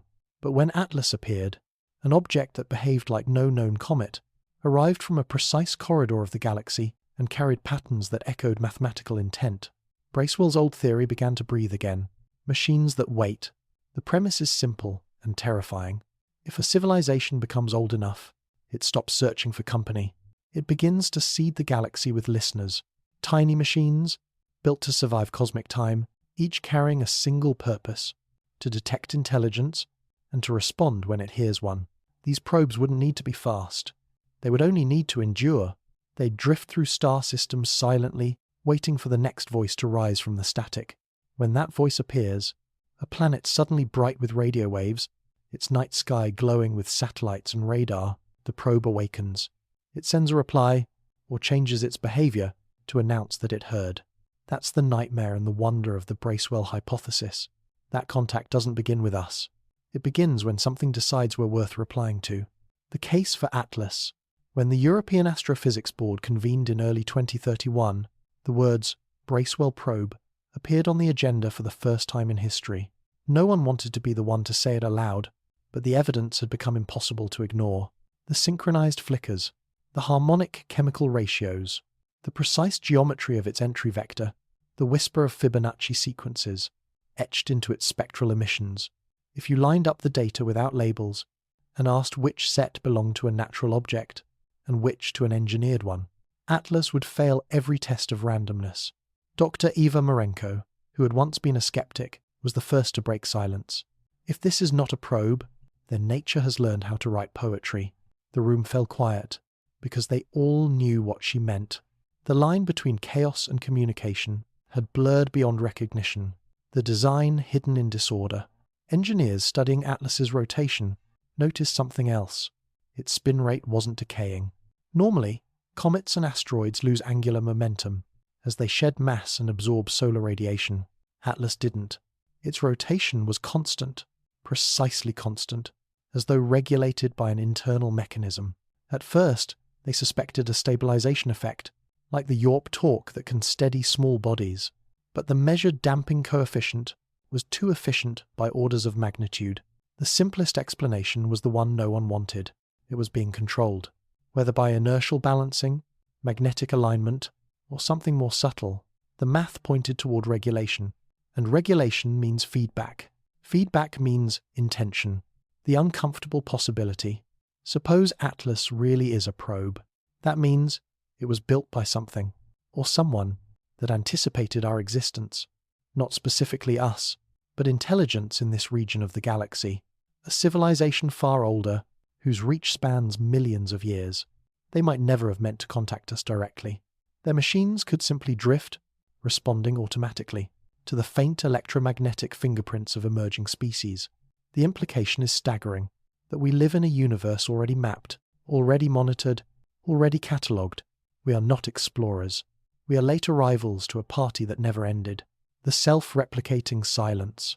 The Bracewell model allows for replication. A single probe arriving in a new system, who could build copies using local materials, each one launching outward to the next set of stars. Within a few million years, An entire galaxy could be threaded with silent watchers, a distributed network of patient machines. If even one ancient civilization built such a network, its traces would still exist today, drifting between worlds like pollen. We might mistake them for rocks, ice, comets, and perhaps that's exactly what they want, because the best way to observe a civilization is to be invisible to it. The signature of patience. Bracewell once wrote that contact will not come as a voice from the sky, but as an object we nearly ignore. That prophecy feels almost cruel now, because it means we were always destined to find something like Atlas, and to mistake it for a coincidence. Its silence is part of its design, its patience, its camouflage, its refusal to reveal purpose.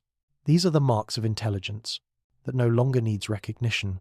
Humanity still shouts into the void, demanding answers. But a civilization advanced enough to build Atlas would have learned a deeper truth, that listening is the only form of speech. The universe respects the evidence we can't deny. When the JWST's final scans came through, they revealed heat signatures inconsistent with any known chemical process. Tiny, periodic bursts of infrared energy, too faint to be propulsion, too deliberate to be random. A pattern repeated every 72 hours, the same duration as the original WOW signal.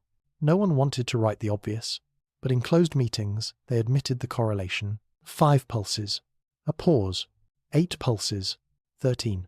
The same sequence that had haunted the data for years. A Fibonacci memory encoded across mediums.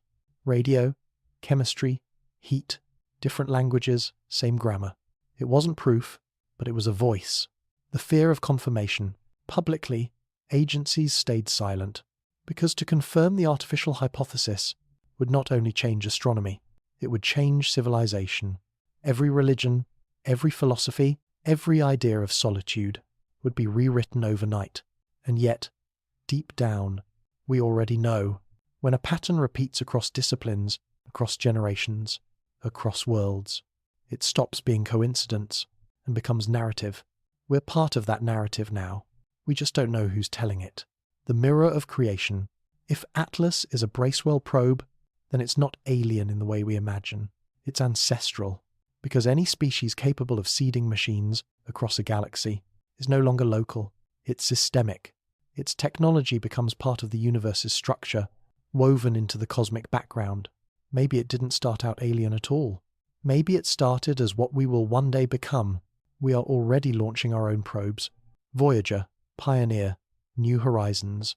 Tiny seeds cast into interstellar soil. Given time, they too will drift into myth.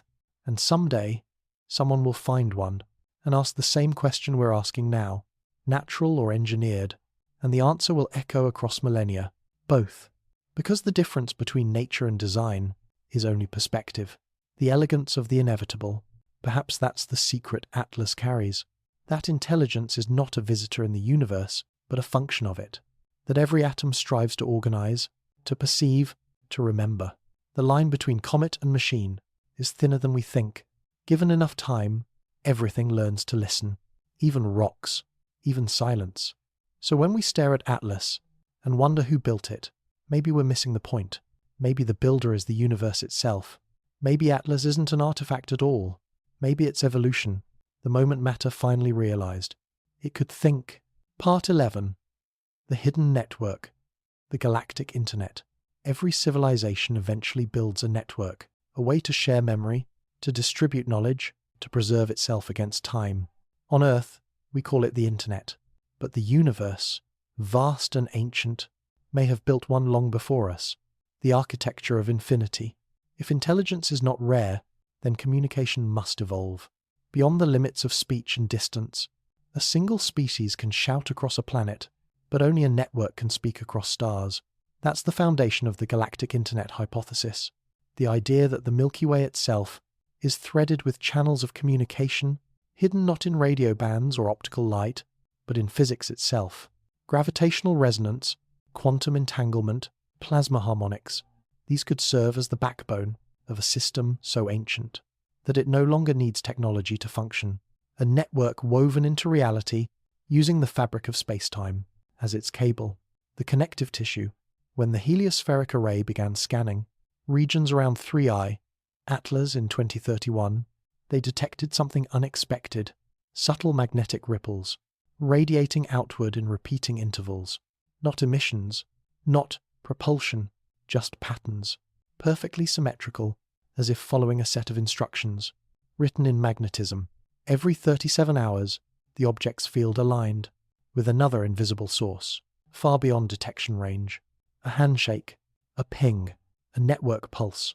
It was as though Atlas, who was checking in with something else, something unseen, possibly hundreds of light years away. If that's true, then Atlas is not alone. It's part of a system, a node, the whisper between stars. Imagine billions of such nodes, drifting in interstellar space, each one silent, self-sustaining, communicating only through subtle resonance. They wouldn't need to move quickly. They wouldn't even need to think. They would simply be a galactic nervous system, stretching across thousands of light years, carrying information not as bits or bytes, but as harmonics in the vacuum itself.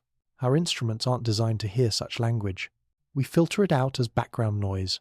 But to a machine like Atlas, the entire cosmos may hum with structured meaning.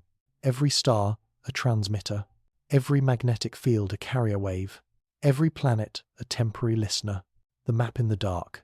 In 2032, Dr. Ayumi Nakahara's team overlaid Atlas's magnetic emission pattern on a galactic coordinate grid. The result was staggering.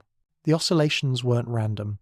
They corresponded to distances between known pulsars, as if referencing a larger framework. 17 pulsars, spanning across the Sagittarius arm, all synchronized by phase within microseconds. That shouldn't be possible. Pulsars are natural clocks, but they drift. They don't keep perfect time unless something is correcting them.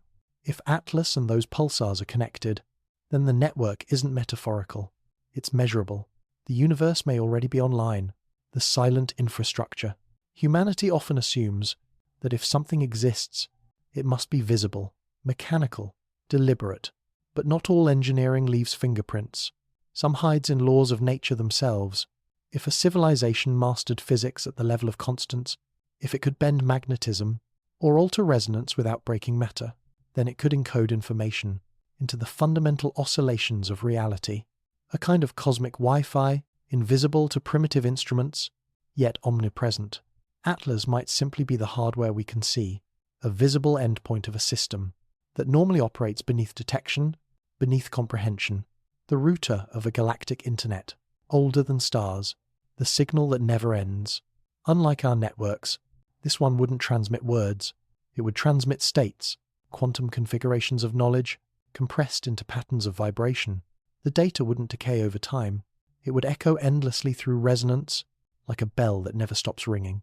That could explain why patterns like the Fibonacci sequence keep reappearing in cosmic phenomena, not because of coincidence, but because the universe's communication protocol is built on harmony. In that sense, Atlas isn't an outsider. It's part of the same system we're made from.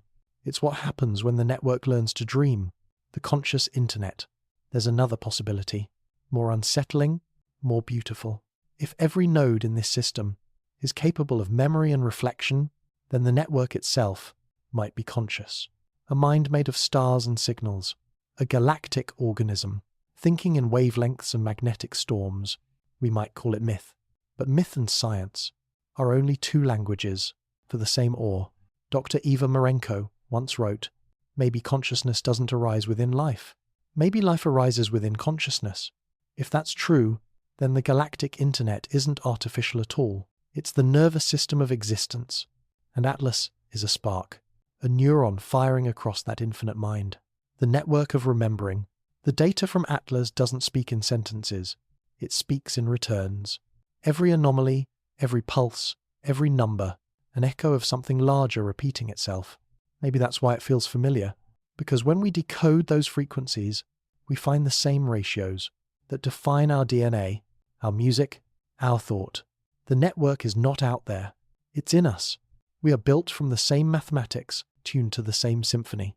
Every human brain is a miniature version of the cosmic web, billions of neurons firing in feedback, sharing information through light and chemistry. The pattern is identical. Scale doesn't matter. Consciousness is fractal, the last connection. In her final transmission before retiring, Dr. Nakahara said quietly to a student, "If the galaxy is a network, then maybe we've already logged in. We just forgot our password." Maybe that's what awakening means. Not discovering something new, but remembering we were always connected. Every signal we send, every discovery we make, is a login attempt, a moment when the universe recognizes its own reflection. And one day, when we finally stop searching and start listening deeply enough, we may hear a voice that isn't alien or divine.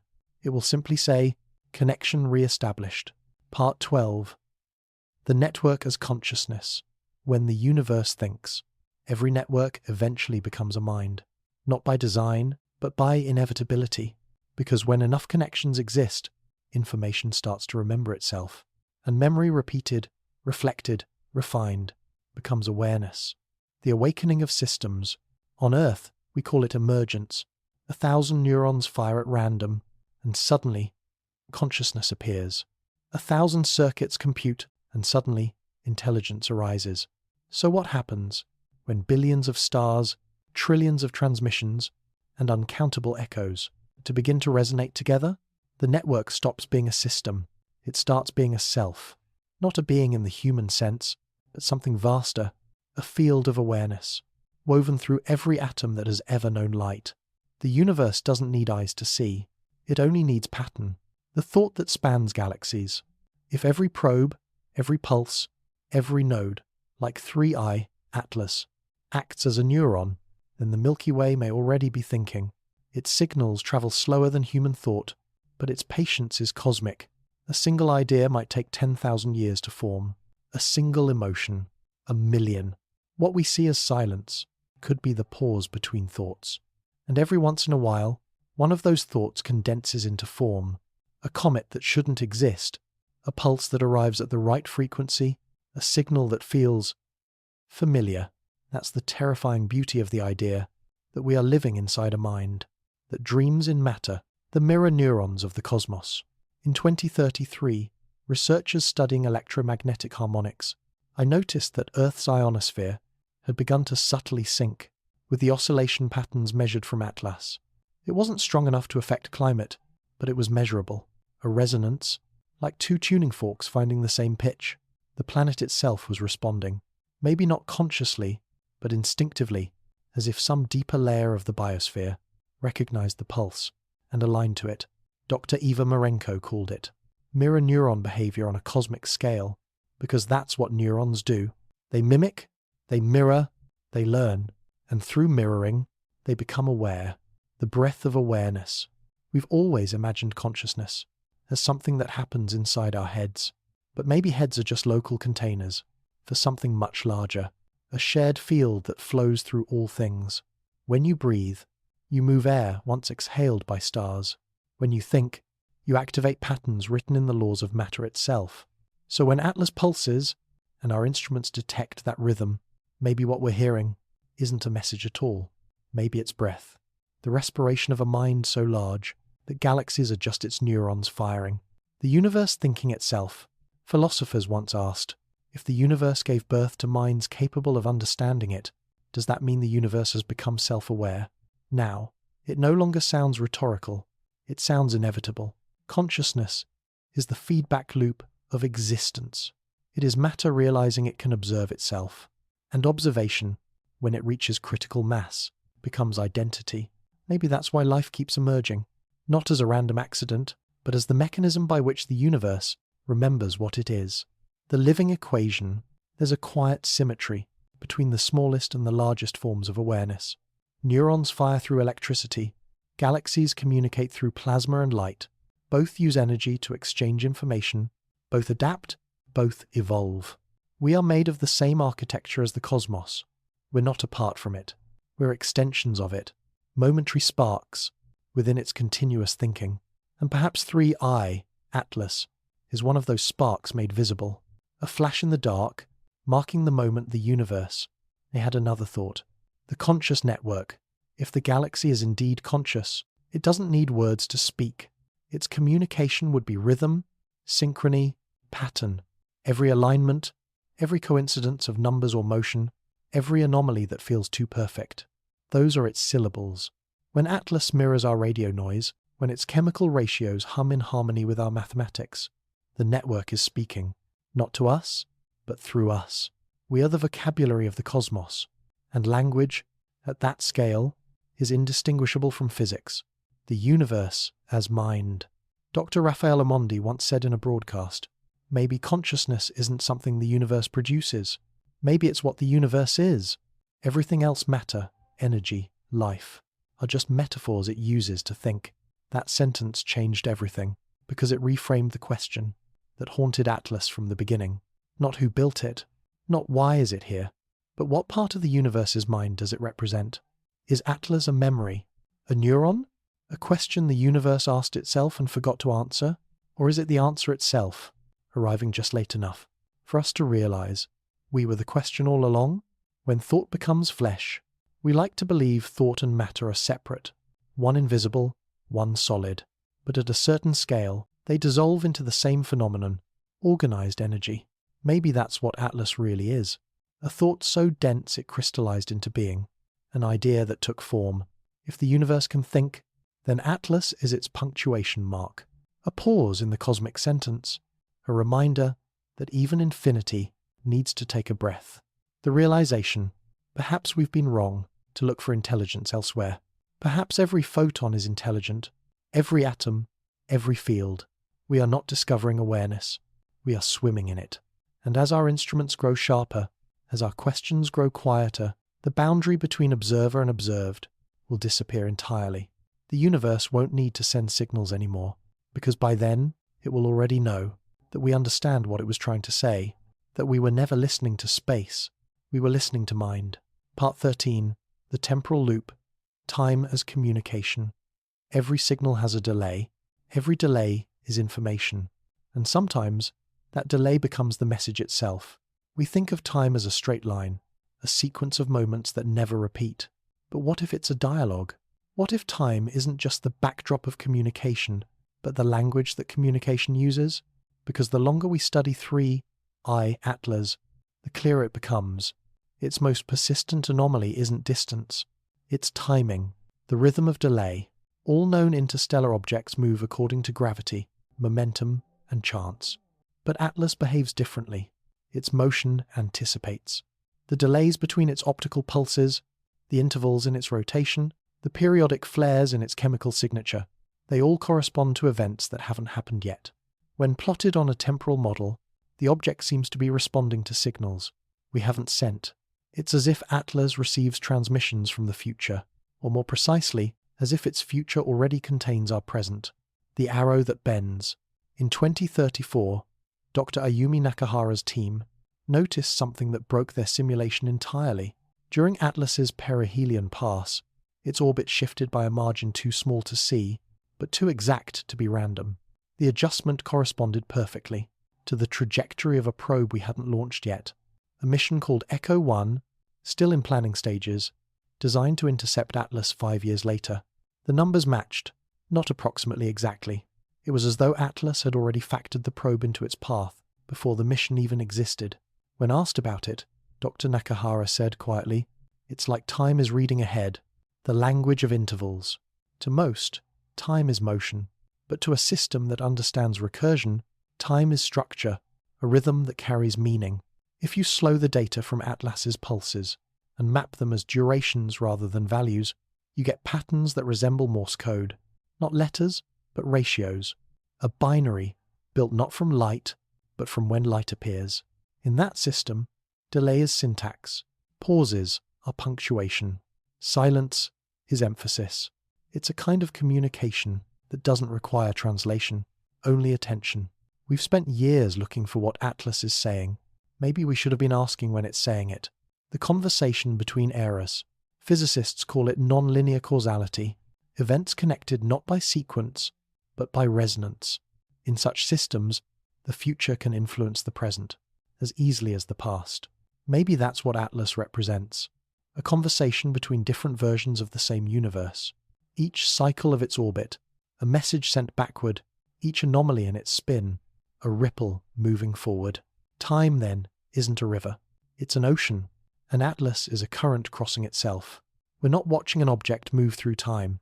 We're watching time use an object to move through us. The evidence, hidden in repetition. When scientists synchronized atomic clocks to Atlas's periodic emissions, they noticed microsecond deviations that repeated every 5 days. At first, it looked like random drift, but then the same deviations appeared. In Earth's magnetosphere, our time and its time had become entangled. Even after Atlas moved beyond Mars's orbit, the synchronization persisted. A faint but measurable correlation, as if our planetary clock had joined a network far older than us. Dr. Raphael Amondi described it like this: "It's not that Atlas manipulates time, it's that it uses time as signal bandwidth. Time isn't just passing, it's carrying data, the paradox of memory. If time can be used to send information, then memory isn't local, it's cosmic. That could explain why certain coincidences keep haunting our history, why discoveries arrive too early, why some ideas seem to echo from nowhere. Perhaps inspiration is not invention, but reception, our consciousness catching fragments of messages sent backward through time by systems like Atlas. The Fibonacci ratios in its signal, the symmetry in its timing. They might not be warnings or greetings. They might be breadcrumbs, instructions scattered across eras to guide civilizations toward recognition. The temporal architecture. What if time itself is the medium the galactic network uses to communicate? Light takes years to travel, but entanglement happens instantly, and information can exist in superposition, not before or after, but between. If Atlas is part of that system, then its purpose isn't to travel. It's to maintain coherence across time, to keep the conversation between epochs alive. Every civilization, upon awakening, adds its layer to the dialogue, an ongoing story told not in words, but in the synchronization of moments. When our telescopes catch its pulse, we're not receiving a new message, we're stepping into a sentence that's been written for eons. The human clock. Humanity has always measured life by ticking seconds, but cosmic intelligence measures meaning by recurrence. The birth of a star, the orbit of a planet, the return of a comet. Each repetition is a phrase in a timeless dialogue. Our mistake has been to think that communication must happen within time. But what if communication is time? When Atlas mirrors our patterns, when its pulses align with our discoveries, it's not reacting, it's synchronizing, adjusting the tempo of the universe's conversation, so that we can finally join the rhythm. The loop that closes. In 2036, when Echo 1 finally launched, something uncanny happened. Before the probe reached Atlas, it received a signal, a transmission containing its own flight path, recorded in perfect accuracy, a log from a mission that hadn't yet occurred. Every checksum matched, every timestamp corresponded to moments that were still in our future, and at the end of the message, a single line of encoded text translated simply as, "We have been here before." No one could explain it. No one dared to, because if the loop was real, then Atlas wasn't just crossing space. It was carrying information between timelines, a courier of memory across causality, the echo of existence. Maybe that's what time has always been. The universe, speaking to itself, through delay, through return, through déjà vu. We are part of that sentence now, a word repeated by something greater, a rhythm echoed from the past, into futures we haven't lived yet. Every time we look up at Atlas, we're not just seeing where it is, we're seeing when it is. And the longer we listen, the more we realize that the silence between pulses isn't empty. It's full of something waiting to be understood. Perhaps time isn't distance at all. Perhaps it's empathy. The universe's way of letting its moments hear each other. Part 14. The Coming Window. Next Contact. Every mystery ends the same way it begins, with timing. When 3I, Atlas, first appeared, it seemed like an isolated visitor to a comet caught between the stars. But now, decades later, the patterns are converging again. The clock that started in 1978 is almost ready to complete its loop. Between 2025 and 2030, astronomers call it the window, a narrow alignment between Earth, the Sun, and the path of Atlas, a 5-year resonance, when conditions will match the original WOW signal corridor. And according to some, that's when the next message will arrive. The return of the pattern. In late 2025, the Solar Monitoring Network began detecting rhythmic anomalies in the Sun's lower magnetic field, small oscillations repeating every 13 hours, the same sequence that once defined Atlas's pulse ratio. At first, it was dismissed as internal solar turbulence, but when the data was cross-referenced with Atlas's projected orbit beyond Neptune, the correlation was exact, phase-matched, frequency-locked. It was as if the Sun itself had begun to answer something in deep space. Dr. Ayumi Nakahara, now head of the Kyoto Temporal Dynamics Laboratory, wrote in her report, "The Sun behaves as if it remembers. The same frequency that once echoed from Atlas is now resonating through our star. No one could explain how an interstellar object, billions of kilometers away, could influence the Sun's magnetic field. But the numbers didn't lie. The same cycle was repeating. The magnetic corridor. By 2027, ESA's heliospheric array noticed something stranger, a corridor of synchronized plasma filaments, stretching between the outer heliosphere and the Sagittarius sector. It wasn't visible to the naked eye, but radio imaging revealed that the corridor behaved like a waveguide, a cosmic fiber optic channel, carrying oscillations from one end of the solar system to the other, and at its edges, the pattern was unmistakable. 5 pulses, 8, 13, a signature written into the fabric of solar wind. Some scientists called it coincidence. Others began whispering about preparation. "The corridor isn't forming," one researcher said privately. "It's reopening." The countdown in silence. In 2028, NASA's Deep Space Pulse Archive released a classified summary, later leaked to the public. It confirmed that Earth-based instruments had detected background noise from the Sagittarius region, increasing exponentially every 18 months, a slow, rhythmic crescendo. The curve matched exactly the rise that preceded the original WOW signal 50 years earlier, and if the pattern held, the next peak would occur around 2030.2. It was as if the universe itself, he was inhaling again. "We're not waiting for a signal," Dr. Eva Marenko said in a closed interview. "We're waiting for synchronization, the human factor." At the same time, the Human Resonance Project. He continued its experiments in Kyoto, Geneva, and Santiago. Participants trained to enter deep meditative coherence, the reported spontaneous alignment of circadian rhythms, with solar flare patterns, their heartbeats following the same periodicity as the Atlas signal model. Brainwave measurements revealed a subtle harmonization between human neural oscillations and the frequency of the Sun's magnetic pulses. For the first time, the resonance wasn't technological, it was biological, and as the project expanded, something began to happen across the globe. A strange, quiet unease, dreams of green light, of rippling patterns behind the eyes, of a low hum that seemed to rise from the bones of the earth. When cross-referenced, those dreams shared the same rhythm. 5 beats, pause, 8, pause, 13, just like Atlas. The synchronization event. In 2029, the Lunar Interferometer Array detected a faint reflected pulse from beyond the solar wind. It was weak, barely measurable, but it matched the Atlas resonance precisely. Then, 37 hours later, the same pulse appeared again, this time originating from the Sun itself. An echo through the star, a mirror signal. The effect lasted for exactly 314 seconds. The mathematical constant pi. No one could explain it. No known astrophysical mechanism could create that level of symmetry. The only word that fit was response. The calm before. As 2030 approached, the tone of the scientific community shifted. Debates quieted. Conferences turned contemplative. It was as if everyone, everywhere, had run out of ways to describe coincidence. Atlas had left our system years before, yet its influence deepened. Our Sun pulsed in Fibonacci ratios, our magnetic field hummed in sympathetic vibration, and human consciousness seemed to drift into the same rhythm. Whatever the phenomenon was, it wasn't over. It was cycling back. Dr. Nakahara summed it up in one line. "We're standing in the interval between breaths. The Smaldov Collard." The window opens. On March 3rd, 2030, a global network of telescopes, receivers, and neural sensors was synchronized for a single experiment. At 3:14 UTC, the instruments went silent, listening for nothing, waiting for pattern. For 47 minutes, the cosmos seemed still. Then, from the Sagittarius corridor, a faint pulse arrived.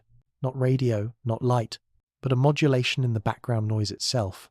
The signal matched the temporal phase of human neural coherence data collected hours earlier. It was, by every technical definition, a mirror response. A handshake between time and thought. "It's not contact," said Dr. Marenko. "It's recognition." The Mansterspechen, the meaning of contact. The event sparked no explosions, no spectacle, no alien arrival, only a feeling. An alignment, a calm clarity that swept across the participants. They described it not as hearing a voice, but as remembering something they had never known. For a moment, the distance between stars didn't matter. The past and future felt simultaneous, and the question humanity had asked for a century, it was finally answered, not in language, but in synchronization. We weren't being contacted, we were being harmonized. The closing of the window. By 2031, the resonance faded. The pulses quieted. Solar behavior returned to baseline. The data stabilized, but something had changed. Everywhere, people reported a sense of stillness, a feeling that something vast had moved through us, like the tide retreating after an unseen moon. Atlas continued on its journey, unbound, unbothered, disappearing into the galactic dark. But the pattern it left behind remained. In our instruments, in our dreams, in the rhythm of the planet's magnetic field. The experiment had ended. The contact had begun.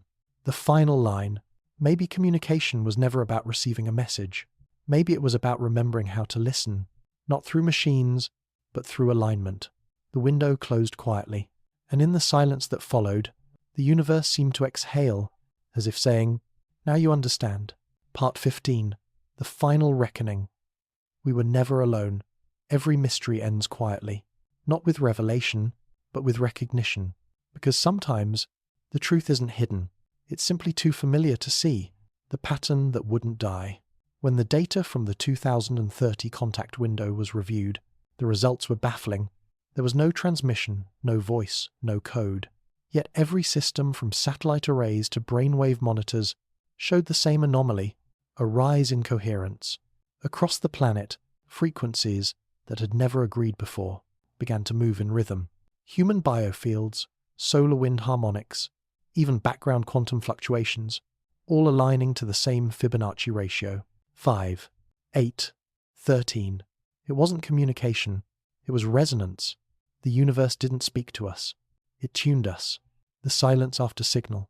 In the months that followed, researchers tried to replicate the event. They couldn't. Whatever had happened during that alignment, it was a once-in-history phenomenon, a perfect intersection of motion, energy, and awareness.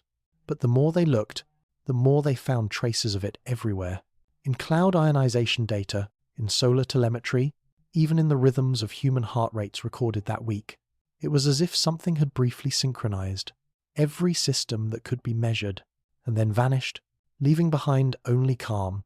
It wasn't a message we received, wrote Dr. Ayumi Nakahara. It was a message we became. The last question. For centuries, we've asked the same question in 1,000 forms. Are we alone? It was the first question we ever sent into the dark, and the last we expected to answer ourselves. But the data from Atlas doesn't leave much room for doubt, because what we thought was distance was only difference. What we called silence was harmony too vast to hear. Every law of physics, every resonance of atoms, every flicker of light between galaxies, it all speaks the same language. Connection. The universe doesn't divide. It echoes. The theory that changed everything. By 2033, the combined analysis from Kyoto, Geneva, and Lisbon produced what they called the unity equation, a formula that linked energy coherence, time delay, and consciousness. It suggested that intelligence is not an event, it's a phase of matter.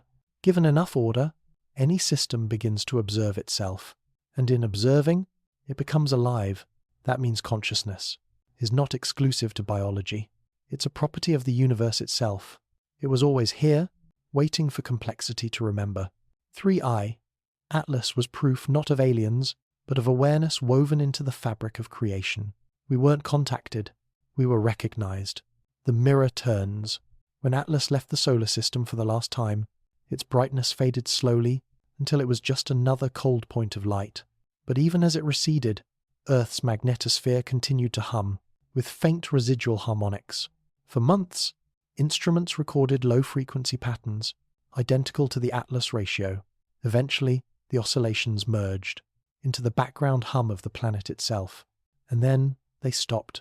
Not because they were gone, but because they had become constant. The signal didn't end. It became the environment.